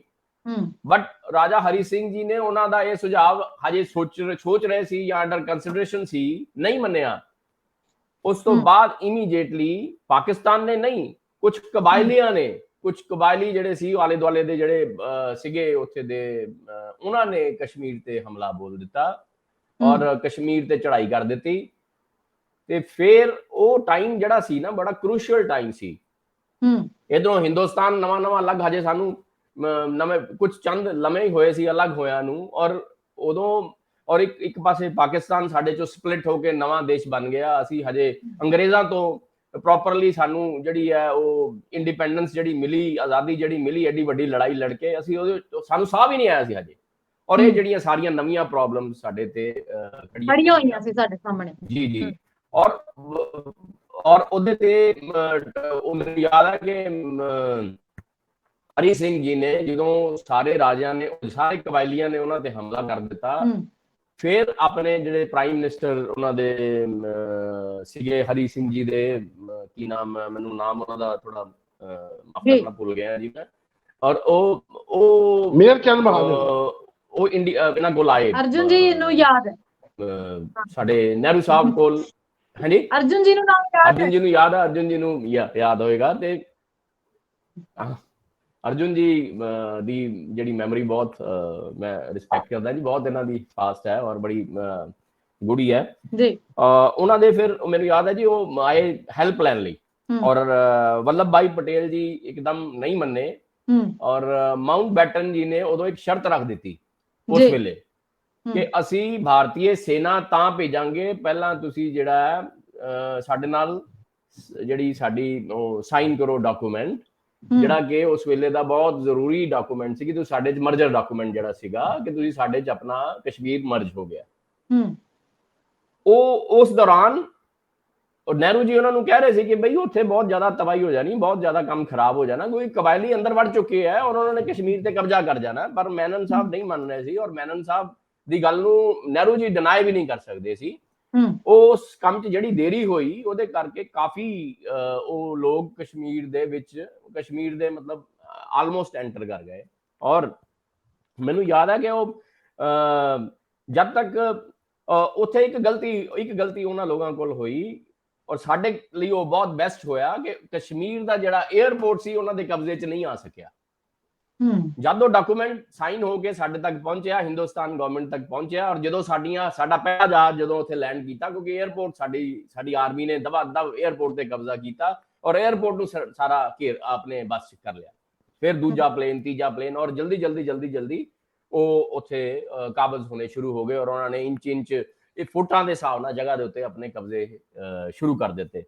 ਔਰ ਬਹੁਤ ਜਲਦੀ ਆਰਮੀ ਨੇ ਥੋੜਾ ਜਿਹਾ ਟਾਈਮ ਮੰਗਿਆ ਕਿ ਸਾਨੂੰ ਜਿਹੜਾ ਹੈ ਜਲਦੀ ਹੀ ਅਸੀਂ ਸਾਰੇ ਕਸ਼ਮੀਰ ਤੇ ਕਾਬਜ਼ ਹੋ ਜਾਾਂਗੇ। ਲੇਕਿਨ ਕਿਉਂਕਿ ਦੋ ਮੁਲਕ ਲੜਦੇ ਹੋਣ, ਉਦੋਂ ਇੱਕ ਮਿਸਟੇਕ ਸਾਡੇ ਉਦੋਂ ਦੇ ਲੀਡਰ ਸਾਹਿਬਾਨ ਕੋਲ ਹੋ ਗਈ ਕਿ ਜਿਹੜਾ ਇਹਨਾਂ ਨੇ ਉੱਥੇ ਉਦਾਂ ਹੀ ਠੱਲ ਪਾ ਦਿੱਤੀ। ਜੇ ਉਹ ਪ੍ਰੋਪਰ ਇੰਡੀਅਨ ਆਰਮੀ ਨੂੰ ਪ੍ਰੋਪਰ ਪੂਰਾ ਇੰਡੀਪੈਂਡੈਂਟ ਹੈਂਡ ਦੇ ਦਿੱਤਾ ਜਾਂਦਾ ਉਸ ਵੇਲੇ, ਤੇ ਅੱਜ ਇਹਨਾਂ ਨੇ ਜਿਹੜਾ ਸੀਜ਼ ਫਾਇਰ ਕਹਿਤਾ ਨਾ ਕਿ ਸੀਜ਼ ਫਾਇਰ ਕਰਦੇ, ਕਿਉਂਕਿ ਉਹ ਕਬਾਇਲੀ ਸੀਗੇ, ਜੇ ਅੱਜ ਸੀਜ਼ ਫਾਇਰ ਨਾ ਕੀਤਾ ਹੁੰਦਾ ਤੇ ਕਸ਼ਮੀਰ ਦੀ ਪ੍ਰੋਬਲਮ ਵੀ ਕਿਦੋਂ ਦੀ ਹੱਲ ਹੋ ਚੁੱਕੀ ਹੁੰਦੀ, ਹੱਲ ਹੋ ਕਿਉਂਕਿ ਉਹ ਸਾਰੇ ਕਬਾਇਲੀ ਵੀ ਐਜ਼ ਇਟ ਇਜ਼ ਬਹਿ ਗਏ ਔਰ ਉੱਥੇ ਦੇ ਜਿਹੜੇ ਜਿਹੜਾ ਉੱਥੇ ਦਾ ਕਸ਼ਮੀਰ ਦਾ ਪਹਿਲਾ ਆਵਾਮ ਸੀ ਉਹ ਵੀ ਐਜ਼ ਇਟ ਇਜ਼ ਹੀ ਬੈਠਾ ਸੀ, ਬਿਲਕੁਲ ਉਹ ਫਿਰ ਮਿਕਸਚਰ ਹੋ ਗਿਆ। ਉਹ ਤੱਕ ਜਿਹੜੀ ਪਿਛੋਕੜ ਹੈ ਉਹਦੇ ਨਾਲ ਸਾਨੂੰ ਤੁਸੀਂ ਜਾਗਰੂਕ ਕਰਵਾਇਆ, ਬਹੁਤ ਵਧੀਆ ਲੱਗਿਆ ਇੰਨਾ ਇਤਿਹਾਸ ਸੁਣ ਕੇ। ਅੱਛਾ, ਗੱਲ ਹੁਣ ਆਪਾਂ ਇਹ ਕਰਦੇ ਪਏ ਹਾਂ ਕਿ ਅੱਜ ਦੇ ਸਮੇਂ ਦੇ ਵਿੱਚ ਵੀ ਸਾਡੇ ਮੁਲਕ ਦੇ ਵਿੱਚ ਬਹੁਤ ਕਮੀਆਂ ਨੇ ਜਿਨ੍ਹਾਂ ਦੇ ਉੱਤੇ ਕੰਮ ਕਰਨਾ ਬਣਦਾ ਹੈ, ਫਿਰ ਚਾਹੇ ਉਹ ਸਾਖਰਤਾ ਦਾ ਅਭਿਆਨ ਹੋਵੇ, ਚਾਹੇ ਉਹ ਬੇਰੁਜ਼ਗਾਰੀ ਹੋਵੇ, ਚਾਹੇ ਉਹ BPL ਪਰਿਵਾਰਾਂ ਦੀ ਵੱਧਦੀ ਗਿਣਤੀ ਹੋਵੇ, ਫਿਰ ਸਭ ਤੋਂ ਵੱਡੀ ਸਮੱਸਿਆ ਸਾਡੇ ਮੁਲਕ ਦੀ ਜਨਸੰਖਿਆ, ਜਿਹਦੇ ਤੇ ਹਜੇ ਤੱਕ ਜਿਹੜਾ ਕੰਟਰੋਲ ਹੈ ਪੂਰੀ ਤਰ੍ਹਾਂ ਨਹੀਂ ਹੋ ਪਾ ਰਿਹਾ। ਇਸ ਤੋਂ ਇਲਾਵਾ ਭ੍ਰਸ਼ਟਾਚਾਰੀ ਜਿਹੜੀ ਕਿ ਘੁਣ ਦੀ ਤਰ੍ਹਾਂ ਸਾਨੂੰ ਖਾਂਦੀ ਜਾ ਰਹੀ ਹੈ। ਗੱਲ ਕਰ ਰਹੀ ਸੀ ਜਦੋਂ ਤੁਸੀਂ ਐਂਟਰ ਕੀਤੇ ਹੋ, ਗੱਲ ਉਦੋਂ ਮੈਂ ਇਹ ਕਰ ਰਹੀ ਸੀ ਕਿ ਚੋਣ ਕਮਿਸ਼ਨ ਜਿਹਦੇ ਉੱਤੇ ਅਸੀਂ ਪੂਰਾ ਵਿਸ਼ਵਾਸ ਕਰਦੇ ਹਾਂ, ਕਿ ਤੁਹਾਨੂੰ ਨਹੀਂ ਲੱਗਦਾ ਕਿ ਚੋਣ ਕਮਿਸ਼ਨ ਜਿਹੜਾ ਹੈ, ਜਿਹੜੀ ਉਹਦੀ ਧਾਰ ਹੈ, ਜਿਹੜੀ ਤਿੱਖੀ ਧਾਰ ਹੈ, ਉਹਦੀ ਹੁਣ ਖੁੰਟੀ ਹੋ ਚੁੱਕੀ ਹੈ, ਔਰ ਉਹਦੇ ਉੱਤੇ ਜਿਹੜਾ ਥੋੜਾ ਜਿਹਾ ਉਹਨੂੰ ਸਖਤੀ ਵਰਤਣੀ ਪਏਗੀ ਤਾਂ ਜਾ ਕੇ ਲੋਕਤੰਤਰ ਜਿਹੜਾ ਹੈ ਉਹ ਬਚ ਸਕਦਾ ਹੈ, ਔਰ ਜਿਹੜੀਆਂ ਵੋਟਾਂ ਵਿਕਦੀਆਂ ਨੇ ਉਹ ਬਚ ਸਕਦੀਆਂ ਨੇ। ਕਿਉਂਕਿ ਜਦੋਂ ਦੇਖੋ ਵੋਟਾਂ ਹੀ ਵਿਕਣ ਲੱਗ ਜਾਣ ਤੇ ਅਸੀਂ ਕਿਵੇਂ ਆਪਣੇ ਮੁਲਕ ਦੇ ਲਈ ਆਪਣਾ ਇੱਕ ਚੰਗਾ ਆਗੂ ਚੁਣ ਸਕਦੇ ਹਾਂ? ਮੈਂ ਇਹ ਸਮਝਦਾ ਸ਼ੀਤਲ ਜੀ, ਜਦ ਤੱਕ ਸਾਡਾ ਆਵਾਮ ਅਨਪੜ੍ਹ ਰਹੇਗਾ, ਜਦ ਤੱਕ ਸਾਡੇ ਬੱਚੇ ਪੜ੍ਹ ਲਿਖ ਨਹੀਂ ਜਾਂਦੇ, ਤੁਸੀਂ ਅਨਪੜ੍ਹ ਨੂੰ ਬੇਵਕੂਫ ਬਣਾ ਸਕਦੇ ਹੋ, ਪੜ੍ਹੇ ਲਿਖੇ ਨੂੰ ਬੇਵਕੂਫ ਬਣਾਉਣਾ ਆਸਾਨ ਨਹੀਂ ਹੈ। ਔਰ ਪਾਕਿਸਤਾਨ, ਹਿੰਦੁਸਤਾਨ, ਇਹਨਾਂ ਦੋਨਾਂ ਨੂੰ ਆਪਣੇ ਰੱਖਿਆ ਬਜਟਾਂ 'ਚ ਕਟੌਤੀ ਕਰਕੇ ਆਪਣੇ ਆਵਾਮ ਨੂੰ ਪੜ੍ਹਾਈ ਤੇ ਲਾ ਦੇਣ। ਪਾਕਿਸਤਾਨੀ ਕੋਈ ਸਾਡੇ ਚੋਂ ਹੀ ਗਏ ਦੇ, ਸਾਡੇ ਵਰਗੇ ਹੀ, ਸਾਡੇ ਹੀ ਭਰਾ ਨੇ, ਮਾਫ ਕਰਿਓ, ਸਾਡੇ ਨਾਲ ਉਹਨਾਂ ਨੇ ਜਿਹੜੀ ਇੰਡੀਪੈਂਡੈਂਸ ਦੀ ਲੜਾਈ ਇਕੱਠੇ ਅਸੀਂ ਲੜੀ। ਉਸ ਤੋਂ ਬਾਅਦ ਇਹ ਕੁਝ ਰਾਜਨੀਤਿਗਿਆਂ ਨੇ ਜੋ ਕਰ ਦਿੱਤਾ, ਉਹਦੇ ਕਰਕੇ ਸਾਡੇ ਜੋ ਵੰਡ ਵਟਾਂਦਰਾ ਹੋ ਗਿਆ, ਮੈਂ ਉਹਦੀ ਡੈਪਥ 'ਚ ਨਹੀਂ ਜਾਣਾ ਚਾਹੁੰਦਾ, ਕਿਉਂਕਿ ਤੁਹਾਡਾ ਜਿਹੜਾ ਪ੍ਰਸ਼ਨ ਹੈ ਉਹ ਹੋਰ ਹੈ। ਤੁਸੀਂ ਬਿਲਕੁਲ ਠੀਕ ਕਿਹਾ, ਕਿਉਂਕਿ ਭ੍ਰਸ਼ਟਾਚਾਰ ਦੀ ਜਿਹੜੀ ਜੜ ਹੈ ਮੈਮ, ਜਦੋਂ ਕਿਸੇ ਵੀ ਇੱਕ ਅੱਛੇ ਲੀਡਰ ਨੂੰ, ਜਦੋਂ ਕਿਸੇ ਵੀ ਇੱਕ ਅੱਛੇ ਰਾਜਨੇਤਾ ਨੂੰ ਰਿਸ਼ਵਤ ਦੇਣੀ ਪੈਂਦੀ ਹੈ ਲੋਕਾਂ ਨੂੰ ਵੋਟ ਲੈਣ ਲਈ। ਮੈਂ ਅੱਜ ਇੱਕ ਗੱਲ ਤੁਹਾਡੇ ਨਾਲ ਸਾਂਝੀ ਕਰਨੀ ਚਾਹੁੰਦਾ ਹਾਂ। ਮੈਂ ਸ਼ਹੀਦ ਆਜ਼ਮ ਸਰਦਾਰ ਬੇਅੰਤ ਸਿੰਘ ਜੀ ਨਾਲ ਕੰਮ ਕੀਤਾ। ਉਦੋਂ ਮੈਨੂੰ ਯਾਦ ਹੈ ਕਿ ਬਹੁਤ ਮਾੜਾ ਟਾਈਮ ਸੀ, ਮਾੜਾ ਸਮਾਂ ਸੀ, ਜਦੋਂ ਸਰਦਾਰ ਬੇਅੰਤ ਸਿੰਘ ਜੀ ਨੇ ਕਮਾਨ ਸਾਂਭੀ। ਉਦੋਂ ਆਪਸ ਚ ਭਾਈਚਾਰੇ ਚ ਵੰਡ ਪਾਈ ਜਾ ਰਹੀ ਸੀ, ਕੁਝ ਮੁਲਕਾਂ ਵੱਲੋਂ ਸਾਨੂੰ ਲੜਾਉਣ ਦੀ ਕੋਸ਼ਿਸ਼ ਕੀਤੀ ਜਾ ਰਹੀ ਸੀ। ਔਰ ਬੇਅੰਤ ਸਿੰਘ ਜੀ ਨੇ ਉਸ ਵੇਲੇ, ਉਸ ਬੜੇ ਔਖੇ ਵੇਲੇ ਪੰਜਾਬ ਦੀ ਬਾਗਡੋਰ ਉਹਨਾਂ ਨੂੰ ਸਾਂਭਣ ਨੂੰ ਮਿਲੀ, ਔਰ ਉਹ ਕਿਸੇ ਵੀ ਤਰੀਕੇ ਉਹ ਜਦੋਂ ਮੁੱਖ ਮੰਤਰੀ ਬਣ ਕੇ ਸਾਹਮਣੇ ਆਏ। ਸਰਦਾਰ ਉਮਰਾਵ ਸਿੰਘ ਜੀ ਸੀ, ਉਹਨਾਂ ਦੀ ਡੈਥ ਹੋ ਗਈ ਤੇ ਉੱਥੇ ਇਲੈਕਸ਼ਨ ਆ ਗਈ ਤੇ CM ਸਾਹਿਬ ਉਦੋਂ ਆਪ ਜਲੰਧਰ, ਕਿਉਂਕਿ ਕੈਂਟ ਤੋਂ ਲੜਦੇ ਸੀ, ਤੇ ਜੀਓ ਮੈਸ ਦੀ ਗੱਲ ਹੈ ਕਿ ਉਹ ਇੱਕ ਦਿਨ ਬੈਠੇ ਸੀ ਉੱਥੇ ਤੇ ਸਾਡੇ ਕੋਈ ਕਿਸੇ ਨੇਤਾ ਜੀ ਨੇ ਆ ਕੇ ਕੋਈ ਕੁਛ ਉਹਨਾਂ ਨੂੰ ਕਿਸੇ ਤਰੀਕੇ ਕਿਸੇ ਲੀਡਰ ਨੇ ਕਿਹਾ ਹੋਣਾ ਕਿ ਵੀ ਕਿਸੇ ਪਿੰਡ 'ਚ ਸ਼ਰਾਬ ਦੀ ਡਿਮਾਂਡ ਆਈ ਹੈ, ਤੇ ਉਹਨਾਂ ਨੇ ਭਰੀ ਮਹਿਫਿਲ ਦੇ ਵਿੱਚ ਉੱਥੇ ਦੇ ਸਾਡੇ ਜਿਹੜੇ ਛੋਟੇ ਉਹ ਲੀਡਰ ਸੀ, ਲੀਡਰ ਸਾਹਿਬਾਨ ਸੀ, ਉਹਨਾਂ ਨੇ ਕਹਿਤਾ ਜੀ ਮੈਂ ਉਹ ਕੰਮ ਕਰਿਆ ਹੈ ਜੀ, ਮੈਂ ਉਹ ਭੇਜ ਦਿੱਤੀ ਜੀ ਸ਼ਰਾਬ ਦੀਆਂ ਜੋ ਜਿਹੜੀਆਂ ਪੇਟੀਆਂ ਦੀ, ਉਹਦੀ ਉਹ ਕਿਸੇ ਨੇ ਉਹਨੂੰ ਕਿਹਾ ਹੋਣਾ, ਉਹਦੀ ਉਹ ਭੇਜ ਦਿੱਤੀ ਜੀ। ਸਰਦਾਰ ਬੇਅੰਤ ਸਿੰਘ ਜੀ ਦੀਆਂ ਅੱਖਾਂ 'ਚ ਖੂਨ ਦੇ ਆਂਸੂ ਆ ਗਏ ਔਰ ਮੈਂ ਉਹਨਾਂ ਦਾ ਫੇਸ, ਮੈਂ ਉਹਨਾਂ ਦਾ ਚਿਹਰਾ ਸਾਹਮਣੇ ਸੀ, ਮੈਂ ਨੋਟਿਸ ਕੀਤਾ ਔਰ ਉਹਨਾਂ ਦੇ ਸ਼ਬਦ ਮੈਨੂੰ ਯਾਦ ਹੈ। ਉਹ ਕਹਿੰਦੇ ਲੱਖ ਲਾਹਨਤ ਏਦਾਂ ਦੀ ਲੀਡਰਸ਼ਿਪ ਦੇ, ਜਿਸ ਸ਼ਾਂਤੀ ਲਈ ਅਸੀਂ ਕਫਨ ਲੈ ਕੇ ਸਿਰ ਤੇ ਤੁਰੇ ਫਿਰਦੇ ਆ, ਸ਼ਮਸ਼ਾਨ ਭੂਮੀਆਂ ਦੇ ਸਿਵੇ ਸੇਕਦੇ ਫਿਰਦੇ ਆ, ਔਰ ਇਹ ਲੋਕ ਇਹਨਾਂ ਨੂੰ ਐਡੀ ਵੱਡੀ ਸ਼ਾਂਤੀ ਦੇਤੀ ਹੈ, ਔਰ ਇਹ ਲੋਕ ਅੱਜ ਇਸ ਗੱਲ ਨੂੰ ਨਹੀਂ ਸਮਝਦੇ।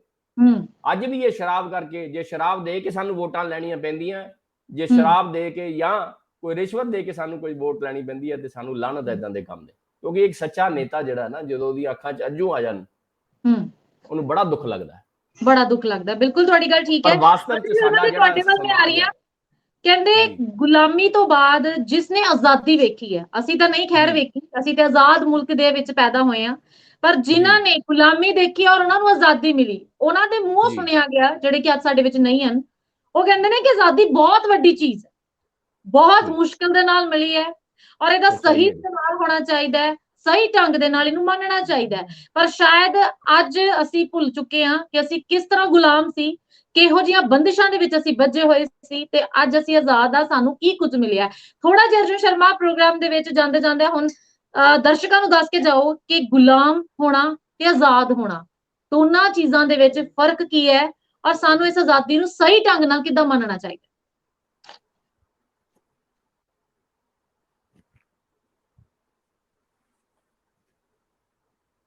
अर्जुन जी की आवाज नहीं ਤੁਹਾਡੀ ਆਵਾਜ਼ ਨਹੀਂ ਪਹੁੰਚ ਰਹੀ ਮੇਰੇ ਤੱਕ।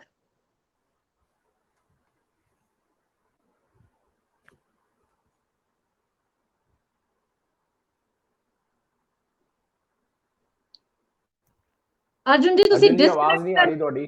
ਡਿਸਕਨੈਕਟ ਕਰਕੇ ਕਨੈਕਟ ਕਰਿਓ ਜੀ ਪਲੀਜ਼। ਕਮਲ ਜੀ ਤੁਸੀਂ ਜਵਾਬ ਦੇ ਸਕਦੇ ਹੋ ਤਦ ਤੱਕ ਮੈਨੂੰ ਮੇਰੇ ਸਵਾਲ ਦਾ। ਹੈ ਜੀ ਮੈਮ। ਹਾਂਜੀ ਜਿਹੜਾ ਮੈਮ ਮੈਂ ਗੱਲ ਕਰ ਰਹੀ ਹਾਂ ਤੁਹਾਡਾ ਪਹਿਲਾ ਸਵਾਲ ਸੀ ਗੁਲਾਮ ਹੋਣਾ ਤੇ ਅੱਜ ਅਸੀਂ ਆਜ਼ਾਦ ਆ। ਜਿਨ੍ਹਾਂ ਨੇ ਗੁਲਾਮੀ ਦੇਖੀ ਹੈ ਉਹਨਾਂ ਨੂੰ ਆਜ਼ਾਦੀ ਮਿਲੀ ਹੈ ਤੇ ਉਹ ਕਹਿੰਦੇ ਸੀ ਕਿ ਆਜ਼ਾਦ ਹੋਣਾ ਬਹੁਤ ਵੱਡੀ ਚੀਜ਼ ਹੈ, ਆਜ਼ਾਦੀ ਬਹੁਤ ਵੱਡੀ ਚੀਜ਼ ਹੈ ਜੀ। ਮੈਮ ਗੁਲਾਮੀ ਦਾ ਭਗਵਾਨ ਕਿਸੇ ਨੂੰ ਦੇ ਨਾ, ਔਰ ਆਜ਼ਾਦੀ ਦਾ ਜਿਹੜਾ ਆਨੰਦ ਜਿਹੜੇ ਗੁਲਾਮੀ ਚ ਰਹੇ ਹੈ ਉਹਨਾਂ ਨੂੰ ਹੀ ਪਤਾ ਹੈ, ਕਿਉਂਕਿ ਜਿਨ੍ਹਾਂ ਨੇ ਕਦੀ ਗੁਲਾਮੀ ਦੇਖੀ ਨਹੀਂ ਉਹਨਾਂ ਨੂੰ ਉਸ ਬਾਰੇ ਉਸ ਆਨੰਦ ਦਾ ਕੋਈ ਉਹਨਾਂ ਨੂੰ ਕੋਈ ਪਤਾ ਨਹੀਂ ਹੈ ਉਸ ਬਾਰੇ। ਤੇ ਮੈਂ ਤਾਂ ਸੱਚ ਪੁੱਛੋ ਜਿਹੜਾ ਇਹ ਤੁਹਾਡਾ ਪ੍ਰਸ਼ਨ ਹੈ ਇਹ ਬਹੁਤ ਹੀ ਜ਼ਿਆਦਾ ਇਹਦੇ ਤੇ ਡਿਟੇਲਡ ਚਰਚਾ ਹੋ ਸਕਦੀ ਹੈ ਔਰ ਉਹਨੂੰ ਕਾਫੀ ਸਮਾਂ ਲੱਗ ਜਾਣਾ ਹੈ ਜੀ। ਤੇ ਉਸ ਤੋਂ ਪਹਿਲਾਂ ਮੇਰੇ ਇੱਕ ਜ਼ਿਹਨ 'ਚ ਜਿਹੜਾ ਨਾ ਤੁਸੀਂ ਪਹਿਲਾ ਕੁਐਸਚਨ ਕੀਤਾ ਸੀ ਜੀ ਉਹ ਹਜੇ ਫਸਿਆ ਹੋਇਆ ਹੈ ਔਰ ਮੈਂ ਉਹ ਵਿੱਚ ਹੀ ਰਹਿ ਗਿਆ ਤੁਹਾਡੇ ਉਹਦੇ ਨਵੇਂ ਪ੍ਰਸ਼ਨ ਦੇ। ਮੈਂ ਤੁਹਾਨੂੰ ਇਹ ਤੁਸੀਂ ਕਹਿੰਦੇ ਸੀ ਕੀ ਸਾਨੂੰ ਹੋਰ ਕਰਨਾ ਚਾਹੀਦਾ ਔਰ ਕਿਹੜੀਆਂ ਕਮੀਆਂ ਔਰ ਅਨਪੜਤਾ ਵਾਲੀ ਗੱਲ ਤੇ ਮੈਂ ਉਹ ਤੁਸੀਂ ਮੈਨੂੰ ਵਿੱਚ ਉਦੋਂ ਨਵੇਂ ਪ੍ਰਸ਼ਨ 'ਚ ਲੈ ਆਏ। ਮੈਂ ਇੱਕ ਤੁਹਾਨੂੰ ਅਮੈਂਡ ਕਰੂੰਗਾ ਤੁਹਾਡੇ ਜ਼ਰੀਏ ਸਾਰੇ ਆਪਣੇ ਬੱਚਿਆਂ ਨੂੰ।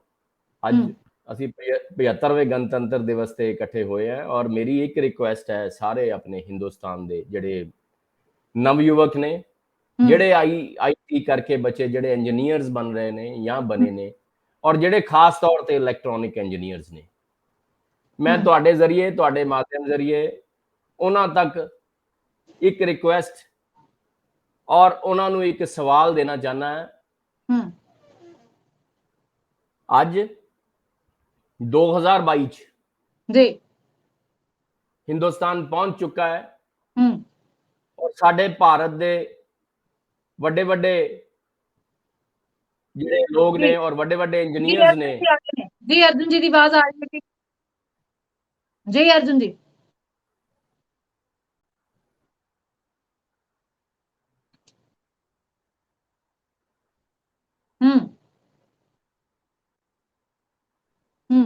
ਗੁਲਾਮੀ ਜਾਂ ਆਜ਼ਾਦੀ ਕੋਈ ਕੱਪੜੇ ਨਹੀਂ ਹੈ ਜਿਹੜੇ ਪਾਲੇ ਜਾਣ ਤੇ ਆਜ਼ਾਦ ਹੋ ਜਾਏ, ਲਾ ਦਿੱਤੇ ਜਾਣ ਤੇ ਗੁਲਾਮੀ ਆ ਜਾਏ। ਇਹ ਇੱਕ ਅਹਿਸਾਸ ਹੈ ਔਰ ਮਾਫ ਕਰਨਾ ਆਜ਼ਾਦ ਹਿੰਦੁਸਤਾਨ ਦੇ ਵਿੱਚ ਜਦ ਲੱਦਿਆ ਹੋਇਆ ਕਾਨੂੰਨ ਪੂਰੀ ਤਰ੍ਹਾਂ ਨਾਲ ਖਤਮ, ਸਾਡੇ ਹਿੰਦੁਸਤਾਨ ਦੇ ਜ਼ਮੀਨੀ ਹਾਲਾਤ ਦੇ ਨਾਲ ਜਿਹੜਾ ਮੇਲ ਖਾਂਦਾ ਕਾਨੂੰਨ ਹੈ ਉਹ ਨਹੀਂ ਬਣ ਜਾਂਦਾ, ਉਹ ਲਾਗੂ ਨਹੀਂ ਹੋ ਜਾਂਦਾ, ਤਦ ਤੱਕ ਅਸੀਂ ਜਿਹੜਾ ਅਹਿਸਾਸ ਹੈ ਨਾ ਉਹ ਗੁਲਾਮੀ ਦਾ ਹੀ ਕਰਦੇ ਰਹਾਂਗੇ। ਆਜ਼ਾਦੀ ਦਾ ਅਹਿਸਾਸ ਕਰਨ ਵਾਸਤੇ ਸਾਨੂੰ ਆਪਣਾ ਤੰਤਰ ਜਿਹੜਾ ਹੈ ਨਾ, ਆਪਣਾ ਤਿਆਰ ਕੀਤਾ ਤੰਤਰ ਉਹ ਚਾਹੀਦਾ। ਬਹੁਤ ਲੰਬੀ ਚਰਚਾ ਹੈ ਇਹਦੇ ਬਾਰੇ ਮੈਮ। ਹਜੇ ਆਜ਼ਾਦੀ ਔਰ ਉਹਦੇ ਡੈਫੀਨੇਸ਼ਨ ਜਿਹੜੀ ਨਾ ਹਜੇ ਰੂਲਸ ਐਂਡ ਰੈਗੂਲੇਸ਼ਨ ਬਹੁਤ ਸਾਰੀਆਂ ਦਫਾ ਬਹੁਤ ਲੰਬਾ ਇਹ ਖਿੱਚਿਆ ਜਾਣਾ ਔਰ ਮੈਂ ਤਾਂ ਤੁਹਾਨੂੰ ਰਿਕੁਐਸਟ ਹੋ ਸਕਦਾ ਹੈ ਜੀ। ਬਿਲਕੁਲ ਜੀ ਬਿਲਕੁਲ। ਸਾਡੇ ਕੋਲ ਇੰਨਾ ਨਹੀਂ ਹੈ ਕਿ ਅਸੀਂ ਇਹਦੇ ਉੱਤੇ ਲੰਬੀ ਚਰਚਾ ਕਰੀਏ। तो कमल जी ऑनलाइन के जरिए ਤੁਸੀਂ ਸਾਡੇ ਨਾਲ ਜੁੜੇ ਇਸ ਲਾਈਵ ਮੰਚ ਦੇ ਜ਼ਰੀਏ। ਮੈਂ ਬਸ ਇੱਕ ਲਾਸਟ ਇੱਕ ਸੈਕਿੰਡ ਇੱਕ ਮਿੰਟ ਤੁਹਾਡਾ ਲੈਣਾ, ਜਿਹੜੀ ਗੱਲ ਸੀ ਉਹ ਰਹਿ ਗਈ ਫੇਰ। ਜੀ ਜੀ ਜੀ। ਔਰ ਅੱਜ ਉਹ ਜਿਹੜੀ ਗੱਲ ਸੀ ਉਹ ਸਾਰੇ ਜਿਹੜੇ ਸਾਡੇ ਇੰਜੀਨੀਅਰਸ ਨੇ ਲੋਕ, ਜਿਹੜੇ ਇਲੈਕਟ੍ਰੋਨਿਕ ਇੰਜੀਨੀਅਰ, ਚਾਹੇ ਉਹਨਾਂ ਨੇ ਡਿਜੀਟਲ ਕੀਤੀ ਚਾਹੇ ਉਹਨਾਂ ਨੇ ਐਨਾਲੌਗ ਕੀਤੀ, ਅਸੀਂ ਗੱਲ ਕਰਦੇ ਆਂ ਆਸਮਾਨ ਤੇ ਪਹੁੰਚਣ ਦੀ, ਸਪੇਸ ਤੇ ਪਹੁੰਚਣ ਦੀ। ਮੈਂ ਆਪਣੇ ਸਾਰੇ ਹਿੰਦੁਸਤਾਨ ਦੇ ਤੁਹਾਡੇ ਮਾਧਿਅਮ ਨਾਲ ਉਹਨਾਂ ਇੰਜੀਨੀਅਰਸ ਨੂੰ ਇਹ ਰਿਕੁਐਸਟ ਕਰਨੀ ਚਾਹੁੰਦਾ ਹਾਂ, ਦੇਖੋ ਇੱਕ ਨਵੀਂ ਕ੍ਰਾਂਤੀ ਲਿਆਉਣ ਲਈ ਜਾਪਾਨ ਨੇ ਸਾਨੂੰ ਨਵੀਂ ਮਸ਼ੀਨਰੀ ਦੀ ਲੋੜ ਹੈ, ਸਾਨੂੰ ਨਵੇਂ ਉਦਯੋਗੀਕਰਨ ਦੀ ਲੋੜ ਹੈ, ਜਿਹਦੇ ਚ ਸਾਡਾ ਇਲੈਕਟ੍ਰੋਨਿਕ ਤੰਤਰ, ਇਲੈਕਟ੍ਰੋਨਿਕ ਇੰਜੀਨੀਅਰ ਜਿਹੜਾ ਹੈ ਉਹ ਬਹੁਤ ਵੱਡਾ ਯੋਗਦਾਨ ਕੰਟਰੀ ਨੂੰ ਦੇ ਸਕਦੇ ਆ, ਜਿਹਦੇ ਚ ਅਸੀਂ ਬਹੁਤ ਪਿੱਛੇ ਰਹਿ ਗਏ ਆ ਔਰ ਦੁਨੀਆ ਬਹੁਤ ਅੱਗੇ ਲੰਘ ਚੁੱਕੀ ਹੈ। ਮੇਰੀ ਸਾਰੇ ਉਹ ਹਿੰਦੁਸਤਾਨ ਦੇ ਉਹਨਾਂ ਬੱਚਿਆਂ ਨੂੰ ਇਹ ਰਿਕੁਐਸਟ ਹੈ ਜਿਨ੍ਹਾਂ ਨੇ ਡਿਗਰੀਆਂ ਲਈਆਂ ਇੰਜੀਨੀਅਰਿੰਗ ਦੀਆਂ, ਕਿ ਤੁਸੀਂ ਆਪਣਾ ਇੱਕ computerised numerical control system made in India स्वदेशी बनाओ, और ਜਿਹੜਾ ਬੱਚਾ ਪਹਿਲਾ ਉਹ ਬਣਾਏਗਾ, ਮੈਂ ਆਪਣੇ ਵੱਲੋਂ ਆਪਣੇ ਪਰਿਵਾਰ ਵੱਲੋਂ 1,01,000 ਰੁਪਏ ਦੀ ਉਹਨਾਂ ਨੂੰ ਇਨਾਮ ਦਵਾਂਗਾ ਕਿ ਤੁਸੀਂ ਸਾਡੀ ਕੰਟਰੀ ਨੂੰ ਆਪਣਾ ਇੱਕ ਸਿਸਟਮ ਦਿਓ। ਜਾਪਾਨ ਨੇ 1980 ਦੇ ਦਸ਼ਕ ਚ ਫਾਨੂਕ, ਮਿਤਸੂਬਿਸ਼ੀ ਔਰ ਉਹਨਾਂ ਦੇ ਬਹੁਤ ਸਾਰੇ ਹੋਰ ਕੰਪਨੀਆਂ ਦੇ ਉਹਨਾਂ ਦੇ ਡਿਜੀਟਲ ਸਿਸਟਮ ਜਿਹੜੇ ਅੱਜ ਦੇ 2022 ਦੇ ਸਮਾਜ ਦੇ ਵਿੱਚ ਉਹ ਸਪੇਸ 'ਚ ਵੀ ਲੱਗ ਰਹੇ ਆ, ਪਲੇਨ 'ਚ ਵੀ ਲੱਗ ਰਹੇ ਆ, CNC ਮਸ਼ੀਨਾਂ ਨੂੰ ਵੀ ਲੱਗ ਰਹੇ ਆ, ਇਲੈਕਟ੍ਰੋਨਿਕ ਜਿੰਨੀ ਇੰਡਸਟਰੀ ਆ ਉਹਨਾਂ ਦੇ ਸਿਸਟਮਸ ਨਾਲ ਰਿੜਦੀ ਆ, ਜਾਂ ਸੀਮਨਸ ਜਰਮਨੀ ਹੈਗਾ ਉਹਦੇ 'ਚ, ਤੇ ਜਾਂ ਉਸ ਤੋਂ ਬਾਅਦ ਫਿਰ ਸਾਡਾ ਜਿਹੜਾ ਚਾਈਨਾ ਹੈ ਉਹਨੇ 10 ਨਿਜ਼ਾਤ ਕੀਤੇ ਨੇ ਆ ਪਿਛਲੇ ਕੁਝ ਸਮੇਂ ਦੇ ਵਿੱਚ, ਜਿਹਦੇ 'ਚ ਫਾਗਰ ਔਰ ਹੋਰ ਉਹਨਾਂ ਦੀਆਂ ਚਾਈਨੀਜ਼ ਕੰਪਨੀਆਂ ਜਿਹੜੇ ਕਿ ਉਹ ਜਾਪਾਨ ਨੂੰ ਵੀ ਸੱਟ ਮਾਰ ਰਹੀਆਂ ਔਰ ਦੂਸਰੀਆਂ ਕੰਟਰੀਜ਼ ਨੂੰ ਵੀ ਸੱਟ ਮਾਰ ਰਹੀਆਂ। ਮੈਂ ਤੁਹਾਡੇ ਮਾਧਿਅਮ ਨਾਲ ਸ਼ੀਤਲ ਜੀ ਆਪਣੇ ਉਹਨਾਂ ਸਾਰੇ ਇੰਜੀਨੀਅਰਸ ਨੂੰ ਇਹ ਰਿਕੁਐਸਟ ਕਰਦਾ ਹਾਂ ਕਿ ਐਡਾ ਵੱਡਾ ਸਾਡਾ ਕੰਟਰੀ, ਔਰ ਸਾਡੇ ਲਈ ਬੜੀ ਸ਼ਰਮਨਾਕ ਗੱਲ ਹੈ ਕਿ ਸਾਡੇ ਹਿੰਦੁਸਤਾਨ ਦਾ ਇੱਕ ਵੀ ਸਿਸਟਮ, ਕੋਈ ਇਦਾਂ ਦਾ ਸਾਡਾ ਦਾ ਮਾਈ ਦਾ ਲਾਲ ਸਾਡੇ ਚ ਬੱਚਾ ਪੈਦਾ ਨਹੀਂ ਹੋਇਆ ਜਿਹੜਾ ਇੱਕ ਸਿਸਟਮ ਵੀ ਨਿਜਾਤ ਕਰ ਪਾਏ। ਅਸੀਂ 130 ਕਰੋੜ ਬੰਦਿਆਂ ਦਾ ਮੁਲਕ ਹੋਵੇ ਔਰ ਮੇਡ ਇਨ ਇੰਡੀਆ ਕਹਿ ਕੇ ਇੱਕ ਸਿਸਟਮ ਨਹੀਂ ਅਸੀਂ ਬਣਾ ਪਾਏ। ਦੂਜੀਆਂ ਗੱਲਾਂ, ਦੂਜੇ ਪ੍ਰਸ਼ਨ ਹੋਰ ਬਹੁਤ ਨੇ, ਬਾਕੀ ਚੀਜ਼ਾਂ ਜਿਹੜੀਆਂ ਫਿਰ ਦੁਬਾਰਾ ਤੁਹਾਡੇ ਮਾਧਿਅਮ ਨਾਲ ਉਹਨਾਂ ਕੋ ਮੰਗਾਂਗੇ ਹਿੰਦੁਸਤਾਨੀਆਂ ਕੋ। ਮੈਂ ਤੁਹਾਡਾ ਬਹੁਤ ਬਹੁਤ ਧੰਨਵਾਦ ਕਰਦਾ, ਬਹੁਤ ਬਹੁਤ ਸ਼ੁਕਰੀਆ। ਜੇ ਮੈਂ ਕੁਝ ਘੱਟ ਵੱਧ ਬੋਲ ਗਿਆ ਹੋਵਾਂ ਤਾਂ ਮੈਂ क्षमा ਦਾ ਯਾਚਕ ਹਾਂ। Thank you. ਕਮਲ ਜੀ, ਤੁਸੀਂ ਆਪਣੇ ਵੱਲੋਂ ਮੇਕ ਇਨ ਇੰਡੀਆ ਬਣਾਉਣ ਦਾ ਜਿਹੜਾ ਇੱਕ ਸੁਪਨਾ ਵੇਖਿਆ ਔਰ ਇਸ ਸੁਪਨੇ ਨੂੰ ਪੂਰਾ ਕਰਨ ਦੇ ਲਈ ਤੁਸੀਂ ਹੱਲਾਸ਼ੇਰੀ ਵੀ ਦਿੱਤੀ ਹੈ ਨੌਜਵਾਨਾਂ ਨੂੰ। ਉਮੀਦ ਕਰਦੇ ਹਾਂ ਕਿ ਜਿਹੜੇ ਵੀ ਦਰਸ਼ਕ ਸਾਡੇ ਨਾਲ ਜੁੜੇ ਨੇ ਇਸ ਗੱਲ ਦਾ ਜਵਾਬ ਅੱਗੇ ਹੋ ਕੇ ਜ਼ਰੂਰ ਦੇਣਗੇ। ਸੋ ਲਾਈਵ ਇਸ ਮੰਚ ਦੇ ਜ਼ਰੀਏ ਅਰਜੁਨ ਸ਼ਰਮਾ ਜੀ ਸਾਡੇ ਨਾਲ ਜੁੜੇ, ਕਮਲ ਸਹਿਗਲ ਜੀ ਸਾਡੇ ਨਾਲ ਜੁੜੇ, ਬਹੁਤ ਬਹੁਤ ਸ਼ੁਕਰੀਆ। ਔਰ ਆਪਣੇ ਦਰਸ਼ਕਾਂ ਨੂੰ ਅਸੀਂ ਜਾਂਦੇ ਜਾਂਦੇ ਇੱਕ ਵਾਰ ਤੋਂ ਫਿਰ ਕਹੀਏ ਕਿ ਆਜ਼ਾਦੀ ਦਿਹਾੜਾ ਅਸੀਂ ਅੱਜ ਮਨਾ ਰਹੇ ਹਾਂ। ਸੋ ਸਾਰਿਆਂ ਨੂੰ ਇਹਦੀਆਂ ਬਹੁਤ ਬਹੁਤ ਸ਼ੁਭਕਾਮਨਾਵਾਂ। ਨਮਸਕਾਰ। ਨਮਸਕਾਰ।